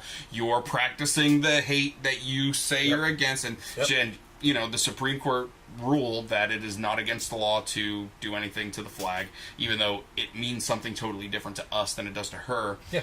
If we're going to come out and say that the people who block free speech of conservatives at college campuses are wrong, then, you know, I completely disagree with her, but I defend her right to do stuff like this. But it's kind of the same thing about going after her family members and their jobs and things like that. That's equally wrong, even though I do agree that she is a freaking trash human being. Oh yeah, yeah. So, well, no, yeah. My opinion. Let me be one of the people to speak up against the people on the right that went after her father's business and death threats of violence, and stuff like that. That's ridiculous. Yep. You know, you want to speak your opinion on your opinion of her and everything as a trashy person. Yep. You know, that's fine. That's the same right that she exercised, kind of like you said. Yep. But it's when you don't want to be threatening that kind of stuff. Yep. You know. I've been in a couple situations where local politics have led to multiple nights of me not having my gun in the safe in my bedroom, literally right on my nightstand, ready to go in case something were to break out. You know, because when you piss off someone with something political, like that gets really heated. You know. Yeah. Which is why I try, you know, I get fired up on some things, but I rarely attack citizens. Unless it's just I'm just commentating on their stupid opinion. You know what I mean? But to go after people, you don't want to live in that kind of country. You know? So it's that leads to very dangerous things. Sure. Here's another tweet. We're not the enemy of the American people. We'll just hunt you down and ruin the life of Americans who make fun of us online. So this is speaking of CNN. Here's the next one. The threat to dox him is the issue. Either his identity is newsworthy or it isn't. It doesn't become newsworthy if CNN decides it is. And that's the biggest point here, I think, which is CNN is holding this back. And some people are claiming that this may be a example to the president himself. Hey, apologize for what you're saying, and we'll not call you out as much. Well, BS. You know, their ratings are up all over the board for these news outlets and everything because they're bashing Trump. We talk about that all the time with Stephen Colbert and everything. That's what they said in the Veritas video about the whole Russia thing. I still haven't watched that, but they said we do it for ratings. It's a business. Oh, those cute ethics they teach you in journalism school, that's adorable. No, we do this for ratings, and that's exactly what he said. You know, and this is a 15-year producer at CNN. You know, so Fran Kelly. Yeah, friend of mine. Oh, okay, that's the other video, the millennial one, which I didn't download. I should have. Probably. Oh man, it's funny. Note to CNN, random guy making memes isn't the story. The president using those memes is. But this threat from you is now the story. So, again, they're undermining themselves without knowing Alex it. Jones. So you have this guy who made this GIF, right? It's a funny GIF. It's immature, right? But it's the internet. Is he that wrong? Is he really trying to incite violence? No. The president retweeting it, that's immature. Yeah. You know, he shouldn't be, again, how many times do I say, take the Twitter away from him? You know, not shut down his account, just have a medium. Someone that writes for him. Well, say that CNN is really fake news. Just have CNN has horrible coverage of me right now. You know, just clean it up a little bit. I like his tweets. I know you. I'm all for having someone that approves or denies. How about that? A last line of letting it through or not. You know, I okay. understand that. Yeah. So someone that will say, okay, you know what, the CNN one, you don't need to retweet that. You already say they're fake news all the time. You know. So well, here's the thing though.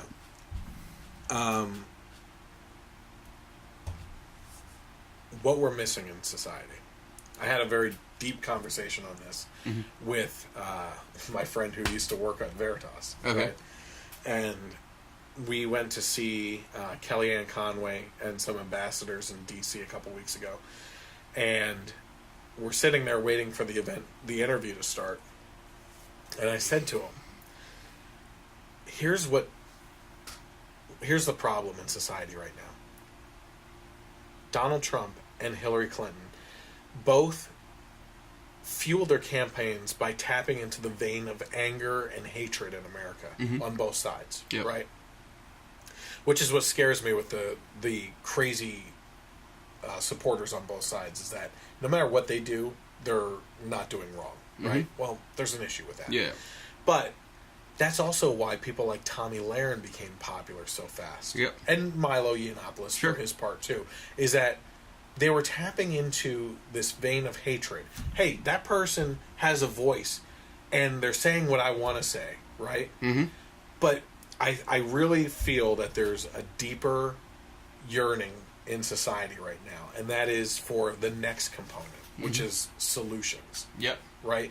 Which is, tell me the problem. I'll agree with you on the problem because that's why I'm following you, or I'm listening to you, or watching you.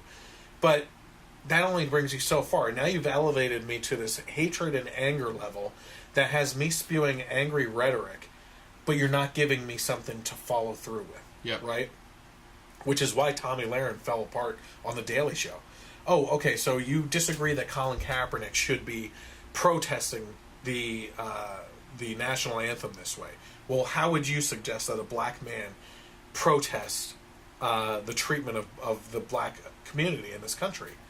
She stumbled. She didn't know what to say. She didn't have an answer. Because for months she had been talking about how what Colin Kaepernick was doing was wrong. But she had never presented a solution to that. She should have right off the bat said he should be doing this instead. I personally don't know what he should do. I disagree with the way he's doing it. But my friend Matt has made some good points on what else could he do. And that's a question that was posed to her. That's the next step. Okay, that's going to be a healing process, I think, in this country, which is more people looking for and asking for solutions.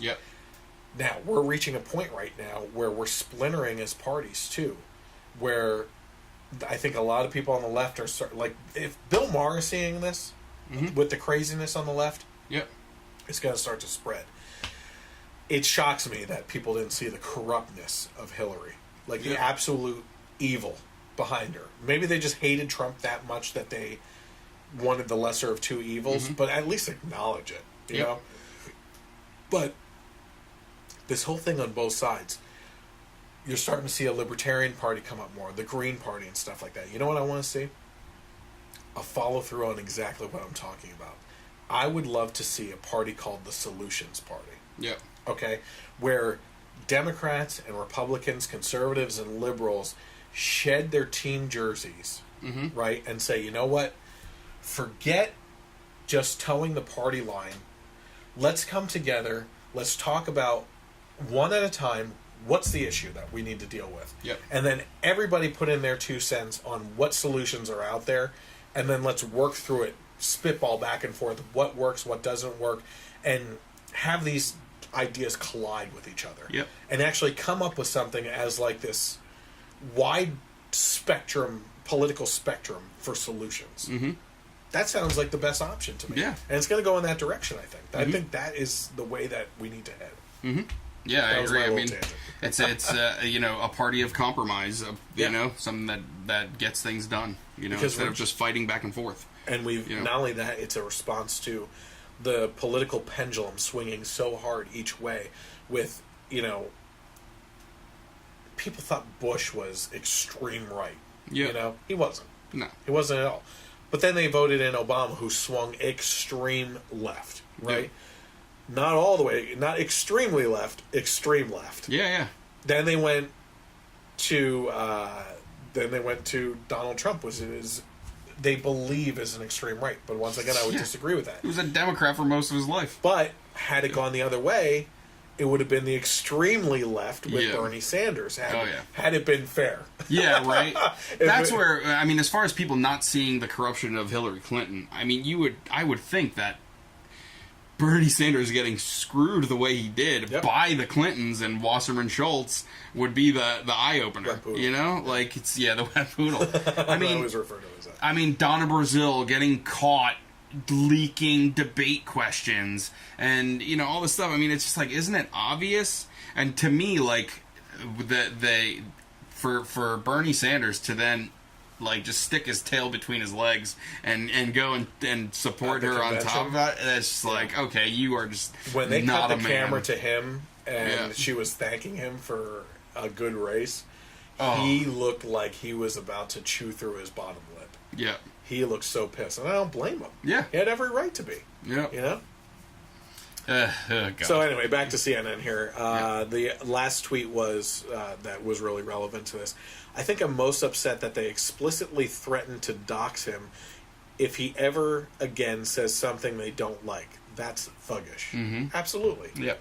Yeah, it's like the mafia coming around to your business. Hey, pay up, and you won't have any violence come your way as they take a bat and start hitting the counter. Yeah, right. You know what I mean? Like.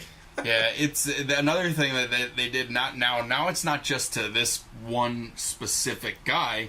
It's a message to everyone. To everyone. And now, listen, you tell the internet to stop making memes, what's the internet going to do? Did you see the response? Oh, I saw some good ones. It's clip after clip. My favorite is the one from Bloodsport where Trump is Jean-Claude Van Damme. He does the split and punches CNN in the balls. and then it just cuts to his face like... again, like, but there's one after another after another. Yes. Every funny movie clip of someone beating up someone else, they just put Trump and CNN's head on. I mean, you tell the internet not to do something, the internet's going to do it 1,000 times more. Yeah, and immediately, and funnier. Any stopgate on that. Yeah, it's great. I'm sure there's got to be like a YouTube video of like a string of them, one back to back. You got to put that. Okay, put that in the video. I'll see if I can. Maybe I'll even like just put it above my head as we're talking about it, just one after the other. Because it's like just cutting to that, and then it'll take too much time. And for those that can't take a joke, this is not a call to violence towards any reporters or journalists. I'll put a warning on the screen. Yeah, if you don't get it, if you're too dumb to get it. So the question I pose is this Reddit user in the wrong for making this GIF? And again, I said already, no.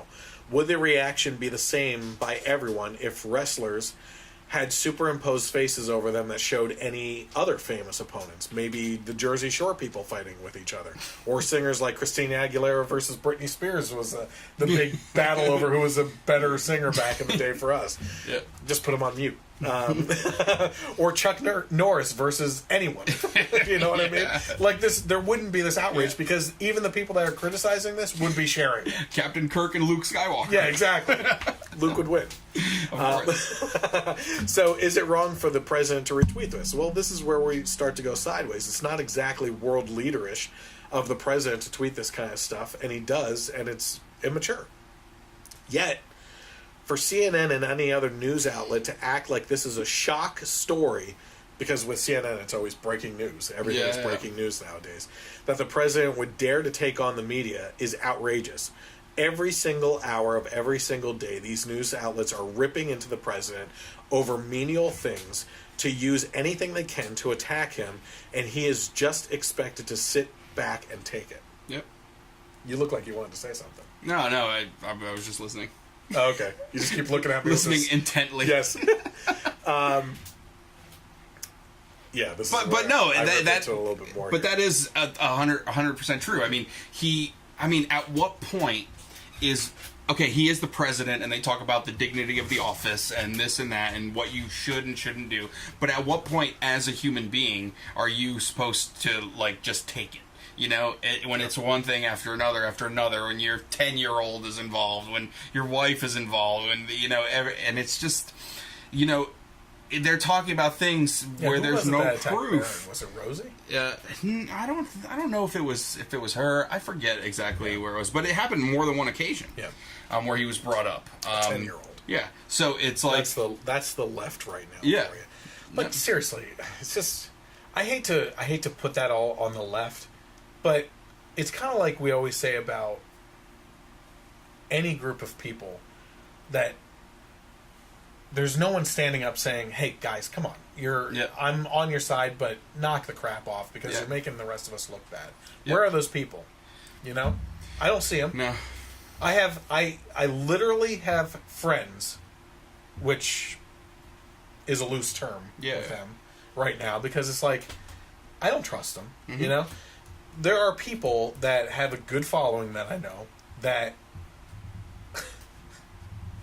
first of all, no, I'm not even going to go down that road because I'm not one to criticize someone's religion or faith or anything like that, but I have this one friend that has posted hateful things about Trump supporters attacking people, and then a couple days later those stories turn out to be false, and I private message her, "Hey, that was false, you may want to update it."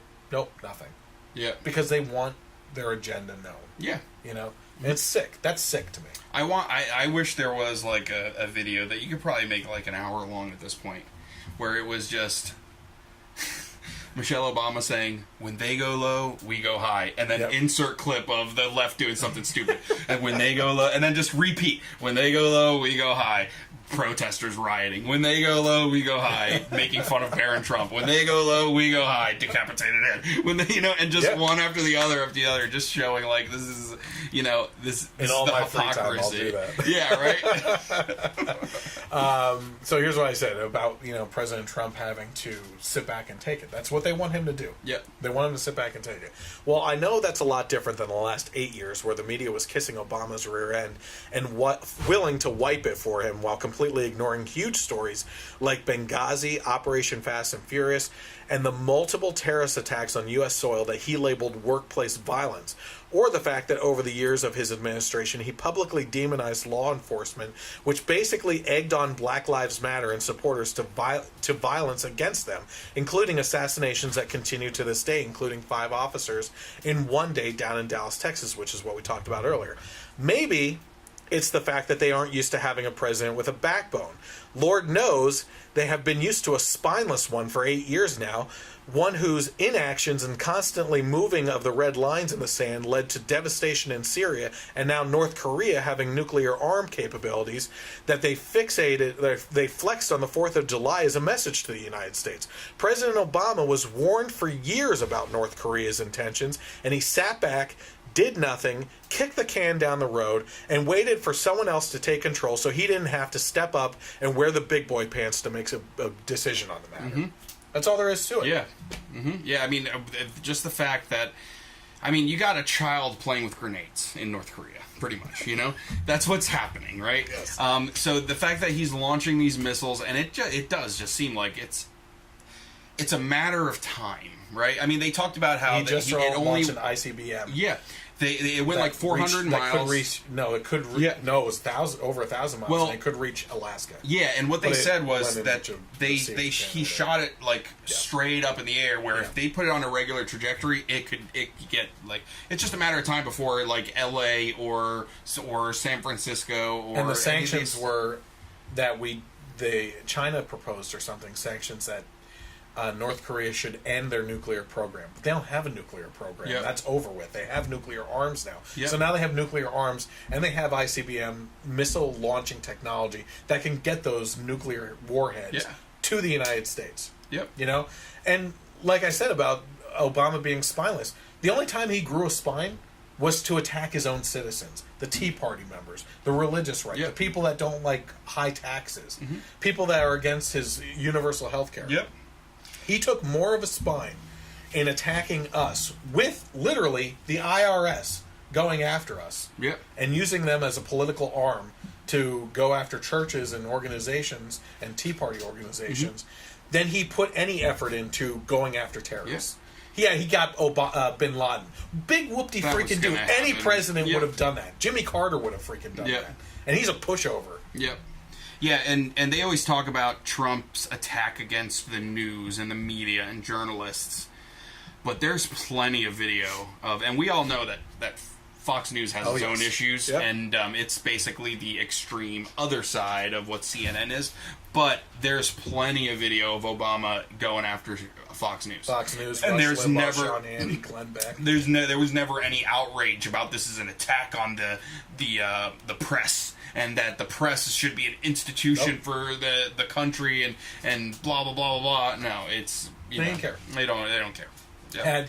And the president retweeted the same exact thing with his superimposed face over Trump's and with Fox News. Oh, it would have been the glory. You know, and it would have been look the at best thing ever. Obama. He's posting these gifs and he's shooting hoops. Or what a regular guy, right? But Trump has his he's doing his NCAA bracket. Yeah, you know. Exactly. He's just a normal dude, stories right? Like that all the time. He's not a politician. He's just a normal dude. But Trump wants to just be a regular guy and retweet this little thing. That's why I don't get that upset about like, oh, this is immature or whatever, because he's the president, but he's also a normal human being, right? And they you like to joke around, you like to do your thing. I mean, Obama during the election going on Jimmy Kimmel saying, "Well, at least you'll never be president." Yeah. Like, okay, yeah, whatever, dude. You know? And this is why Trump won, because people are sick of this BS, and that's why he very well could win again. Absolutely. And you know. It would be funny if the Fox News thing superimposed over.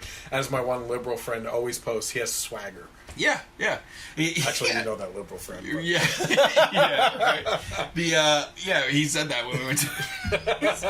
But you know, Trump could be the worst president for 4 years, but I would vote for him again just to see Rachel Maddow's face on election night. Yep. For that reason only. Like, he would be so pissed. Yeah. You know, I didn't get it when you were talking about how only Republican women are the hot ones. I mean, have you seen Rachel So, it's just... whenever I'm in a bad mood or something's got me down, I will go back and watch, like, those, like...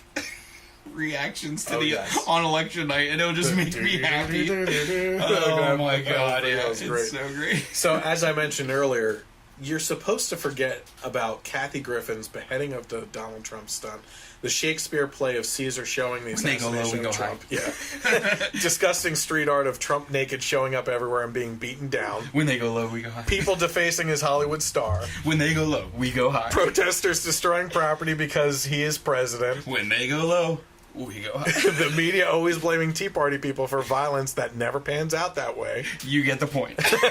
Actors and directors like Johnny Depp calling for his assassination, Joss Whedon, whatever you want to call him, saying multiple disgustingly violent things about him, Madonna saying she fantasizes about blowing up the White House, Ashley Judd saying his election is worse than child sexual abuse, media figures like Joe Amica, Maddow, and Hayes, Keith Olbermann on his 3-minute GQ videos, the result of a downfall from his sportscasting and having his own TV show on MSNBC, as well as other things, all saying hateful things and sometimes violent things about this president, like Chris Matthews, who, as I mentioned in the opener, who just said, one good thing Mussolini did was execute his son-in-law, while talking about Trump and his son-in-law, Jared Kushner.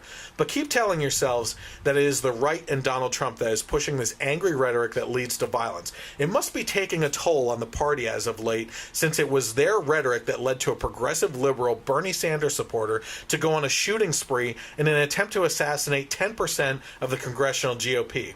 With more than 10 minutes of uninterrupted gunfire and little resistance, that liberal managed to kill absolutely no one. Thank God it was a liberal who can't shoot for crap. And just goes to show you, it is gun control for liberals that we need to be talking about. That is so great.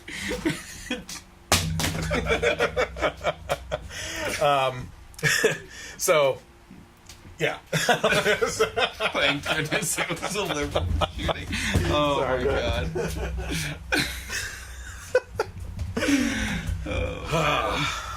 But but that's another rant from me. Yep. So, okay.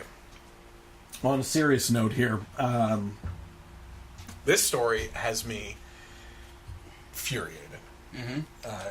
And it's just... And incredibly sad. Like, this is such horrible. a sad story. So there's a lot of stuff to go over on this one. That's why it's our main topic tonight. In our main story for tonight, we are talking about the ongoing tragic case of the 10-month-old Charlie Gard. Gard was born with a mitochondrial DNA depletion syndrome, or MDDS, which causes gradual muscular weakening and brain damage. His parents had said doctors at Great Ormond Street Hospital for Children in London were planning to remove the 10-month-old from life support on Friday, which may be as of today. Tomorrow's Friday, or was it well, last week? If it's in London. Oh yeah. As of right now, yeah. So 11 o'clock. I might not even be up to date on if this actually even happened yet. Yep. If they took him off of life support. British courts decided that Charlie should be allowed to die after a heartbreaking legal battle in which doctors asserted that the child had no chance of survival, and Charlie's parents argued that there was an experimental treatment in the United States they had not tried. The case was taken all the way to the European Court of Human Rights, which declined to hear the case Tuesday, upholding previous court rulings that it was in Charlie's best interest to withdraw life support. It's in your best interest to die. Well, how is that an interest? Yeah. You know? I think that there's a big difference between an adult can say that they're suffering, lived a life, and can cognitively discuss ending their own life, and an infant who you don't know what's going on with. Yep. You know what I mean? First of all, I'm just going to throw that out there. Mm-hmm. The European Court of Human Rights ordered that Gard's life support be shut off and blocked him from travel to the U.S. for experimental treatment for Gard's parents, who raised over $1.7 million through crowdfunding efforts. Go ahead. How is that even possible? Like, how can these people block them on their own from just buying a ticket and coming? Because it sets a precedent. Like, it sets a precedent for a single-payer healthcare system. That, number one, their systems aren't as good. Okay, that shows that. Yeah. Number two, that there's going to be multiple cases like this, and what are they supposed to do? Just allow people to be freely flying out left and right? Yes. Well, yes. Yeah, yes. I know. I agree with you. Like, the government is holding them hostage to stay in their own country. It might as well just put a ball and chain on their leg, you know? Yeah. Like, I just don't even... I don't even... It's not even in our realm of understanding as to how this can be done legally. Like, to say, you can't... Okay. Like, alright, you don't want to help me here? Fine. Yeah. Just give me the freedom to go and get it done. That's it. Oh, my God. So, pursuant to UK law, the hospital appealed to the UK High Court, who ruled in favor of the hospital and blocked travel to the US for Gard and his parents. An appeals court and the London Supreme Court struck down appeals from Gard's parents, who then turned to the European Court of Human Rights, but the court did not intervene on their behalf. He'd fight to the very end, but we're not allowed to fight for him anymore, Gard said in the video statement at one of his parents. We can't even take our own son home to die.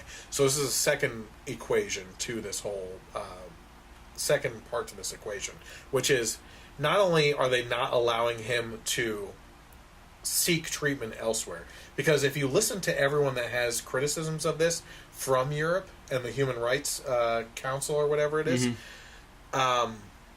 at no point in time do they ever say, it is with 100% certainty he would not survive.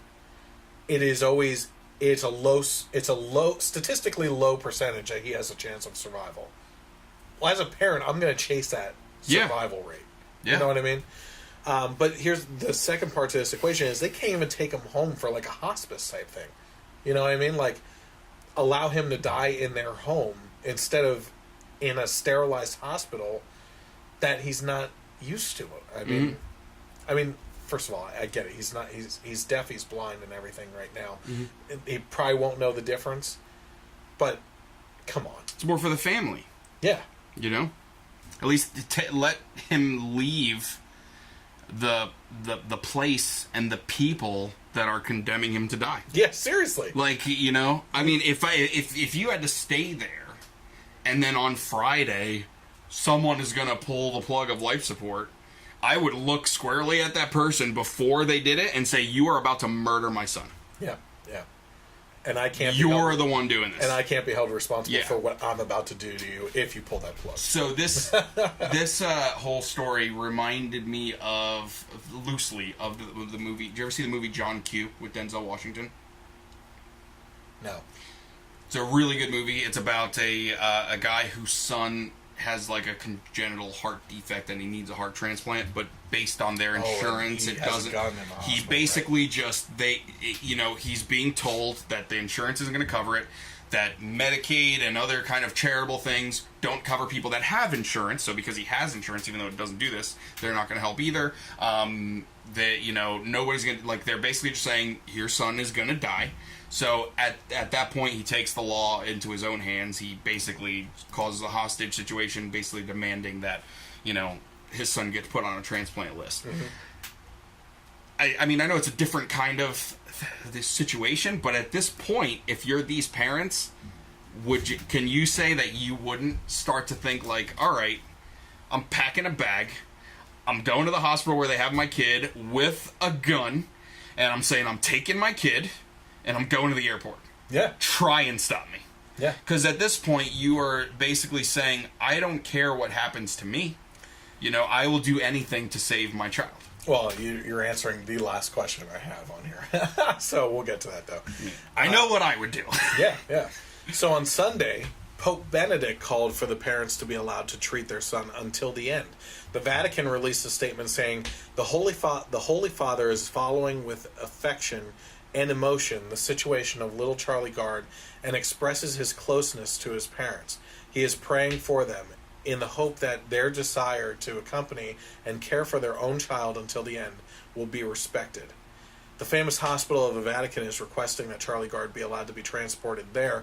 The European Court of Human Rights ruled against Charlie Gard's parents, who raised money to send their child to the United States for experimental treatment for his terminal illness. The Bambino Gesù Hospital is owned by the Vatican and is located in Rome, Italy. Now, on top of the Vatican responding, President Trump also responded to the situation. Going to hell, people. President Trump also responded to the situation by not only tweeting, if we can help little Charlie Gard, as per our friends in the UK and the Pope, we would be delighted to do so, but also, from what I understand, contacted the couple personally. Mm-hmm. Ian Tuttle, one of National Review's multiple pieces about the case, wrote this: the question then is not what would Charlie Gard want, a question no one can answer since he's an infant. The question is, what do we owe to people such as Charlie who cannot speak for themselves? What duty of care do we owe them simply on account of their being human beings, who are by nature possessed of an inalienable dignity? What obligations do we have to those who suffer, and how should we understand their suffering? And pertinent to this case, under what circumstances should the tightest bonds of affection, those between parent and child, be subordinated to the judgment of the state? Yeah, these are ethical life questions. Mm-hmm. You know, I don't know if I go into this further down, but you know, I said to you before we sat down for the podcast, mm-hmm. when you don't have respect for life in the womb, these are the next stages. Yeah. Okay. This is not a respect for life. If you can't even allow them to seek treatment for let's say it's a 0.1% chance, mm-hmm. they raise the money.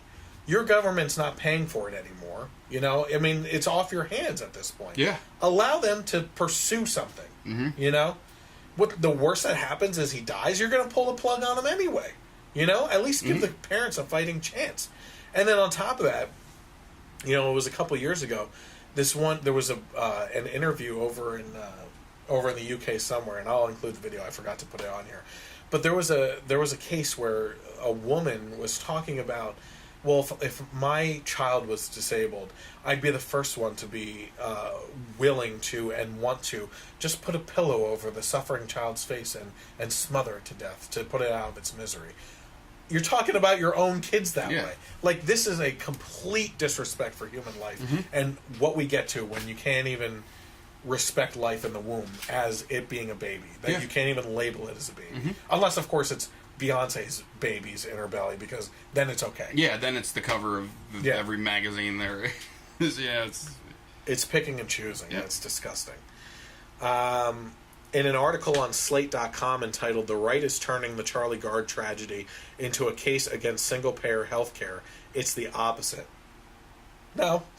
No, this is the best example. You know what that article headline is supposed to do?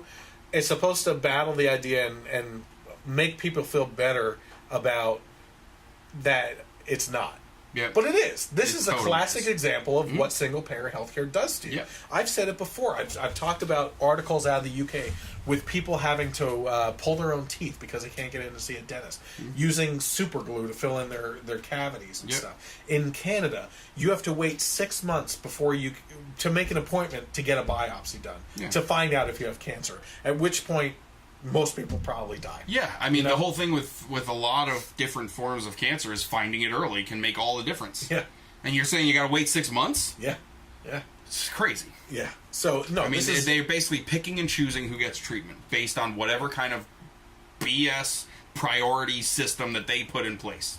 You know? Yeah, and here's the other thing, too.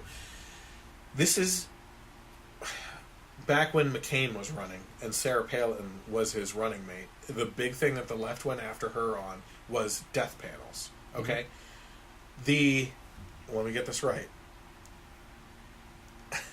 The European Court of Human Rights, that is a death panel. Yep.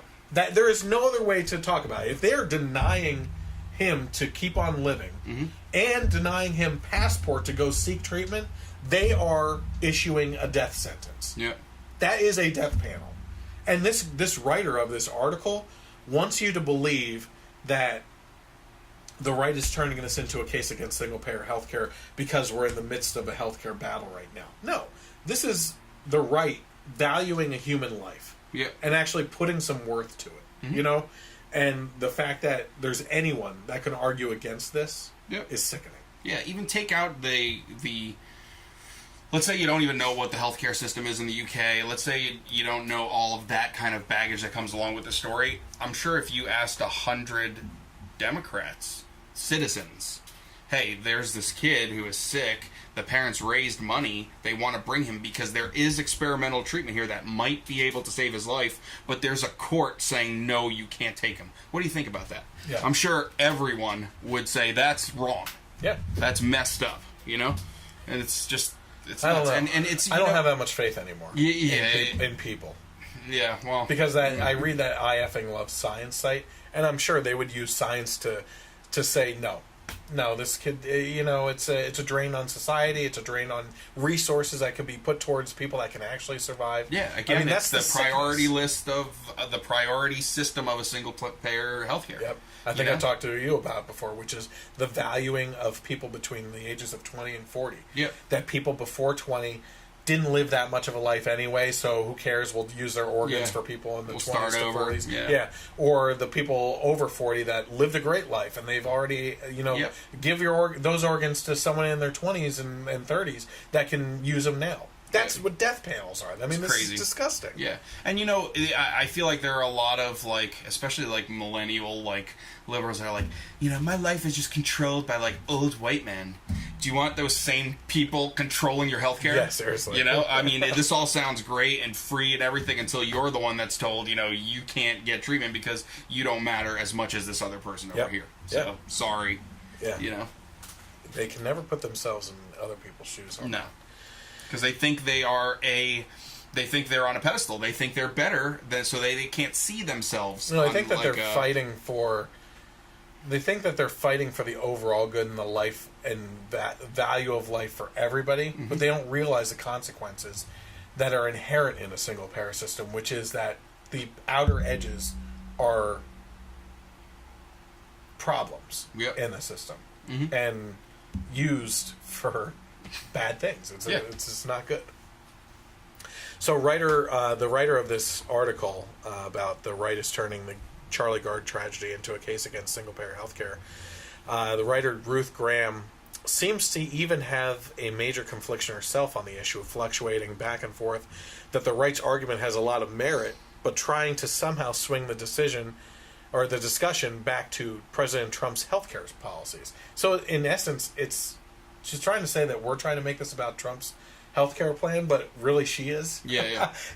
We're trying to have a discussion on poor Charlie here, and she turns it back against Trump. Yeah. And this is exactly what she said. Trump's showboating is infuriating, given his attacks on the kind of scientific and medical research that would make life better for children like Charlie. Let's just stop right there, okay? This is exactly what you and I have talked about in the past, that because we attack climate change as a theory, that we're science deniers as a whole.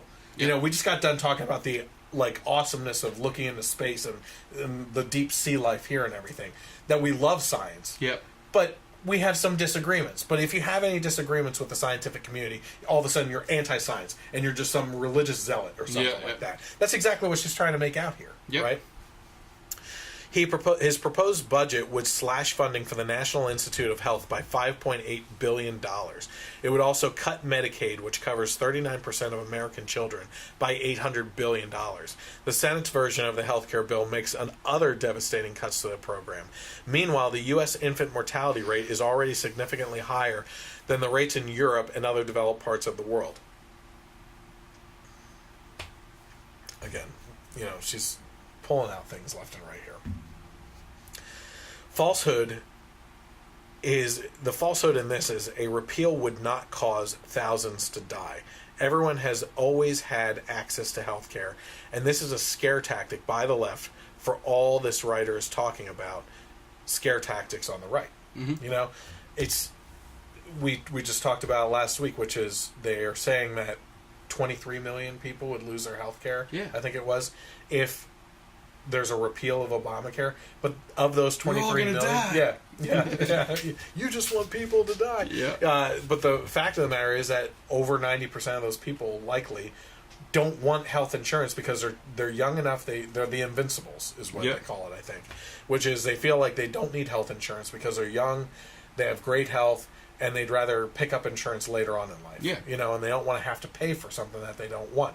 So the majority of that 23 million would actually be these invincibles that never went anyway. And the only reason why it increased by 23 million is because they were forced to buy into it. In regards to the attack on the single-payer system, she writes this: these claims rest on fear-mongering over an all-powerful National Health Service, one that decides in tandem with a totalitarian court system, whose life in the UK is worthwhile and whose is too expensive. Raising the specter of death panels, these outlets have turned one hard case into a sweeping referendum on the inherent justice and effectiveness of socialized medicine. It's as if the death of one child matters, but the death of thousands in the cost of reform is the cost of reform. Or as if intervening in one complex and tragic case is heroic, but building a system that would prevent the suffering of many more is intolerable overreach. So I misplaced my bullet point here. When I was talking about that everyone has always had access to healthcare and not thousands won't die, I meant to say that after this. But it still stands true, right? What she's saying, that thousands will die. Well, here's what she said right at the end here. It's as if the death of one child matters, but the death of thousands is the cost of reform. No, again, those people have access to healthcare. Will they end up in some debt, maybe? Yes, but you have to also weigh the cost of life in your own hands then, too. You know what I mean? And if you're that upset about the cost, let's dig down into that. Let's talk about why the costs are so high and start investigating that and doing some policies that tackle that issue. It's the same as the college tuition cost, why is healthcare so expensive to begin with? Okay, she even writes this. You don't need to be a conservative to be wary. So this is where she's actually kind of agreeing with us. You don't need to be a conservative to be wary of the notion that a state entity can somehow objectively determine the best interests of a medical patient, overriding the wishes of his parents, or that there's one answer to the question of when life is no longer worth living. There's a good reason to view cases like Charlie's as bellwethers for the future of bioethics and the law. A deeply disturbing New Yorker feature in 2015, for example, detailed how assisted suicide laws in Belgium and the Netherlands have led to skyrocketing euthanasia rates, including in cases of autism, anorexia, chronic fatigue syndrome, manic depression, and failed gender reassignment surgeries. Once the law is there, you have people asking themselves new questions.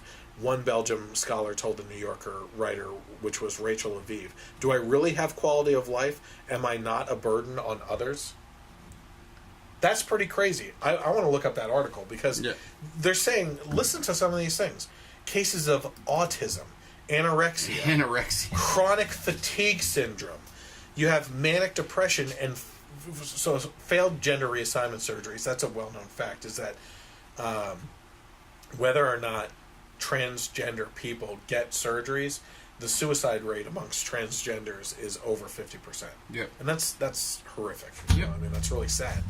I've said it before. Like I really feel for people that are living their lives that way. That not that they are transgender, that they have that struggle. Yep. Whether it's the initial struggle of figuring it out and trying to navigate the waters of doing whatever they want to do, or dealing with repercussions of society and everything.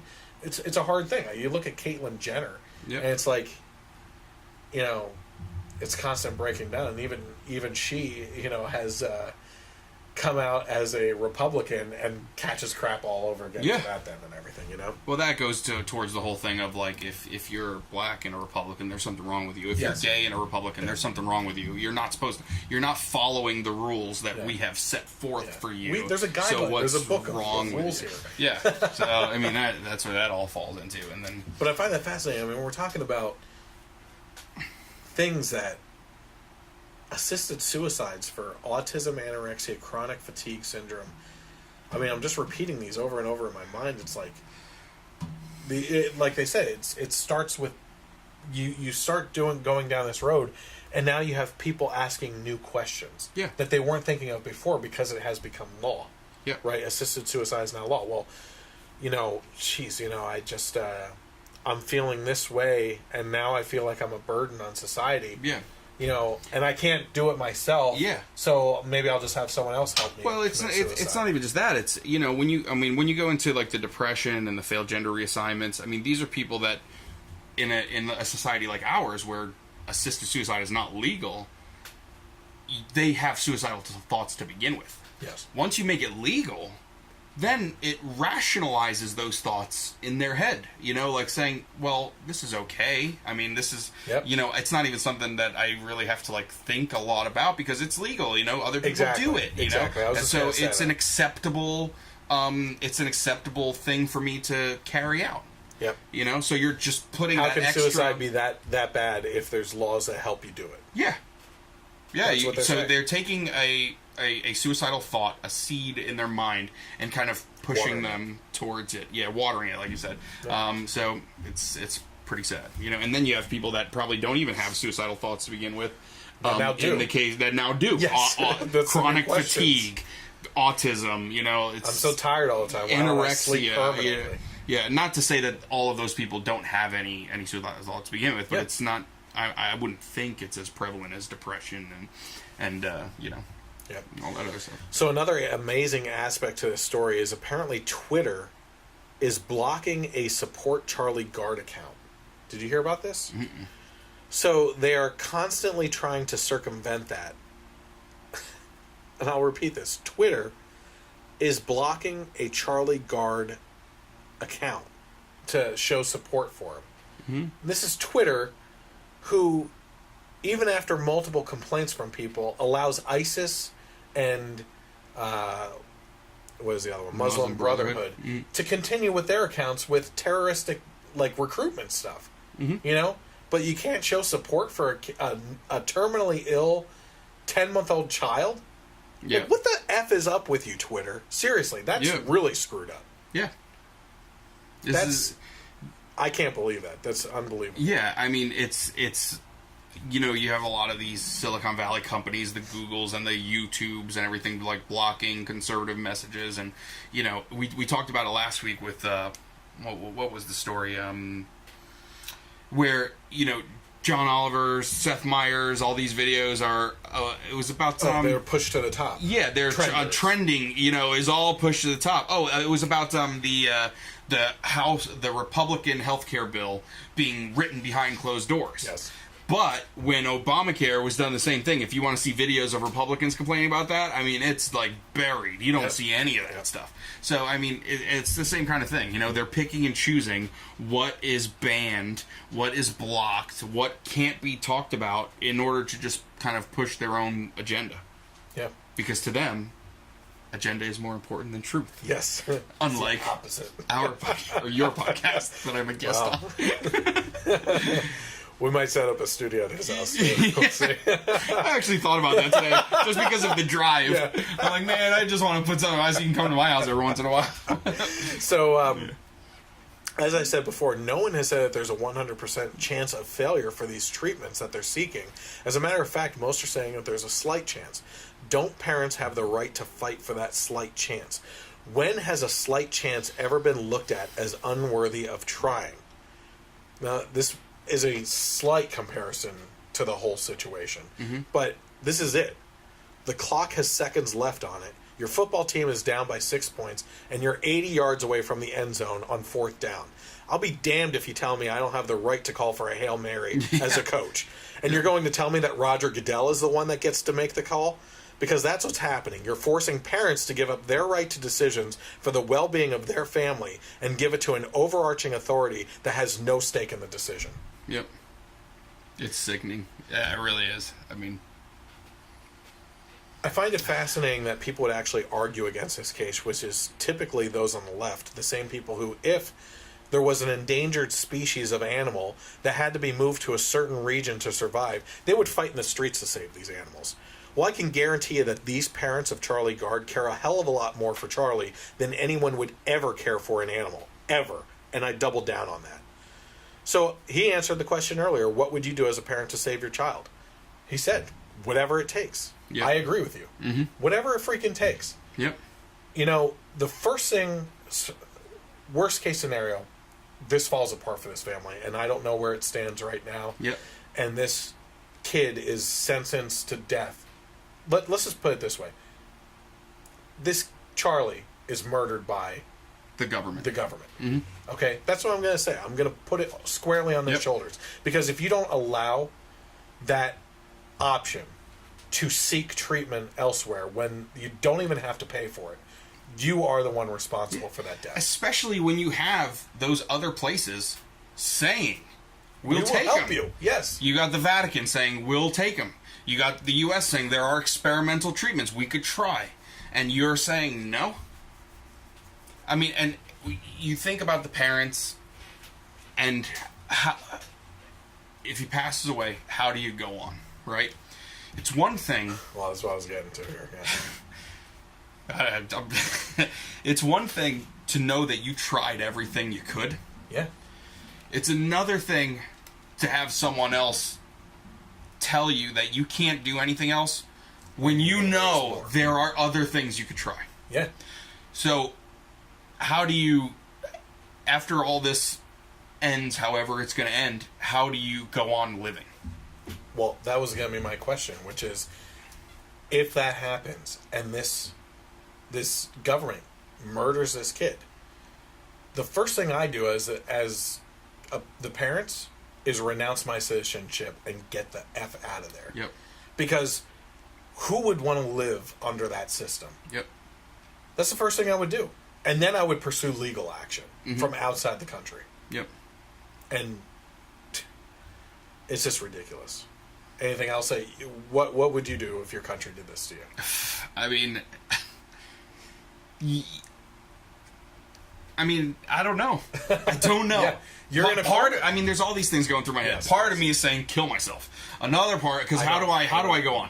Another part of me is saying driving a bomb into freaking Congress or whatever. Another part of me is saying what you're saying, which is obviously a much more rational thought.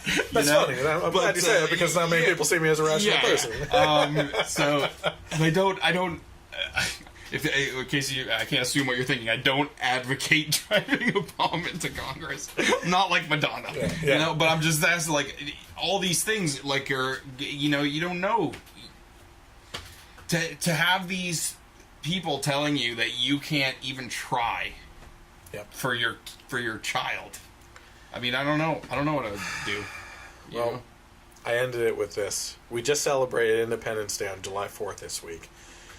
As we told England to bugger off, as they like to say. We removed ourselves from their monarchy, ridiculous rule, and policies, and established a land of freedom. Thank God we had men of fortitude, courage, and backbone back in the 1700s that did what they did, because if it were up to our limp, wet biscuit citizens of today, they would be saying, "But I love the socialist policies of England. Please, Mommy, don't take my tyranny away." Yep. You know, I mean, my wife posted the best meme on my Facebook page, which, if I can get to it real quick here, it was for the 4th of July, and they're facing off with the redcoats, and the redcoats are saying, "Give up your religious liberty, guns, free speech, and pay large taxes to pay for our reckless and out-of-control spending."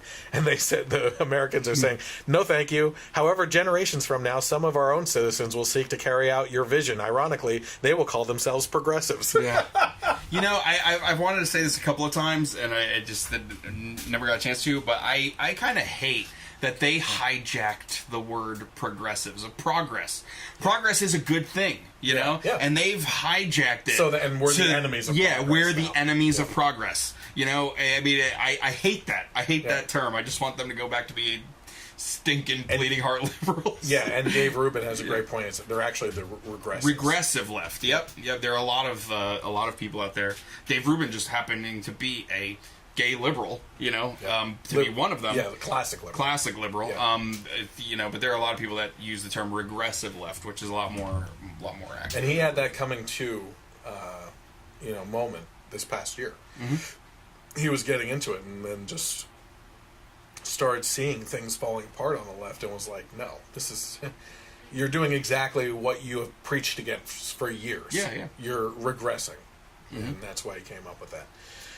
So, remember that Spider-Man Homecoming comes out tomorrow. So, the Generation Y Conservative movie review, or today, I'm sorry, I wrote this yesterday. Came out today. So, I haven't seen anyone on Facebook talking about it yet. Yeah, well, I mean, on Thursday nights, the first showings were like around 7 p.m. Yeah. So, and then, tomorrow's the first full day. There are so many good movies coming out this year, but this is the one I am most excited for. Yep. And I don't like the first 2 Thor movies. I wasn't a big fan, but I'm almost just as excited. I love the direction they're going in for the third one. Yeah, it looks great. So, so you can catch up with that review shortly. It should be up by. We're going to see it later this coming week, probably, and we'll review it then. So I usually get those up and done pretty quickly because it's. Yeah, they don't take so long to upload. Maybe I'll stop at Starbucks. Also, you want to. Yeah, right. Hang around with some liberals. I'll have to put on my skinny jeans and my beanie. Yeah. Put a scarf around me in 90+ degree heat. Yeah. And then sit there with my Apple laptop. Get a unicorn frappuccino. Yes. Oh, do you want to sit with me? Yeah, let's do it. Let's just upload together. Yeah. Yeah, that sounds dirty. Whatever. You wanted to say something. But yeah, with the movie reviews too, it's you don't want to get them out there like 3 weeks into the run too. Yeah, exactly. That's what I'm trying to do as quickly. Yeah. But I want to thank Mike for joining me again. So pleasure, as always. You didn't invite yourself back for next week. I thought it was understood. Anyway, so remember you can follow along with the Generation Y Conservative, which is just, I am just a representative. We are conservatives, and there are those of us out there, Xennials or Zennials, or whatever we're called now. Maybe next week we'll throw in that video and we'll talk about that one that you posted on Millennials. Yeah, Tracy actually found that. He's hilarious. He does the vegan stuff. And he has one. I mean, he just does whatever. He has one about gun control that I thought was pretty funny. Yeah. Like he says, you know, we have the Second Amendment to fight in case the government ever wants to take over, so we can form a militia, so that, you know, if the government ever comes with their tanks and aircraft carriers and jet fighters, I can fight against them with my 9mm and have a chance. It was pretty funny. You know what, though? That is a serious question to me from liberal friends. That when you use the Second Amendment for its original intended purpose, which is to fight a tyrannical government, my one liberal friend has argued against me and this other friend in a group discussion. How do you expect to fight a government that has nukes or jet fighters or Hummers, tanks, and you know, missile launchers and everything else? And my answer is always, at least I'm not rolling over and letting them take over my life. I'd rather go out in a blaze of glory trying to fight for my freedom. I don't care if I only have a 9mm in my hand going against a missile launcher. I'm not going to roll over and let them do it to me. If it's a tyrannical government. So anyway, remember that you can follow along with the Generation Y Conservative on Facebook. You just need to search for the Generation Y Conservative. The information's down at the bottom for that. And YouTube, you can search for us. I encourage you and ask of you to please follow along. You can hit like, and under the following section under the Facebook page, you can get notifications to let you know when we go live with the podcast. You can also head to the YouTube page, subscribe to the channel, and hit the bell notification for when videos are published. And then you can also interact with me at any point in time on Twitter, at Gen Y Conservative without the E on the end. This podcast is always rebroadcast after the live version on Facebook on Sundays from 3 to 6 p.m. On KLRN Internet Radio. So I want to thank them for carrying me as always. They also put me on iTunes, so you can subscribe to me there. And you can also find me on Google Play and Stitcher.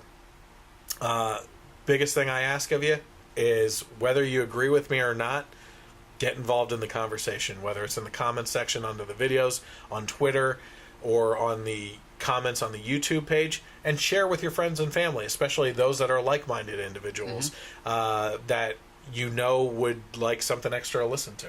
You know? Yeah. Even if you disagree, in the comment section, let's start that solutions party. You know, talking and I'm all about solutions. It out and going from there. Yeah, I mean, I bust on people for their opinions and everything, but I think for the most part, Americans agree on the problems.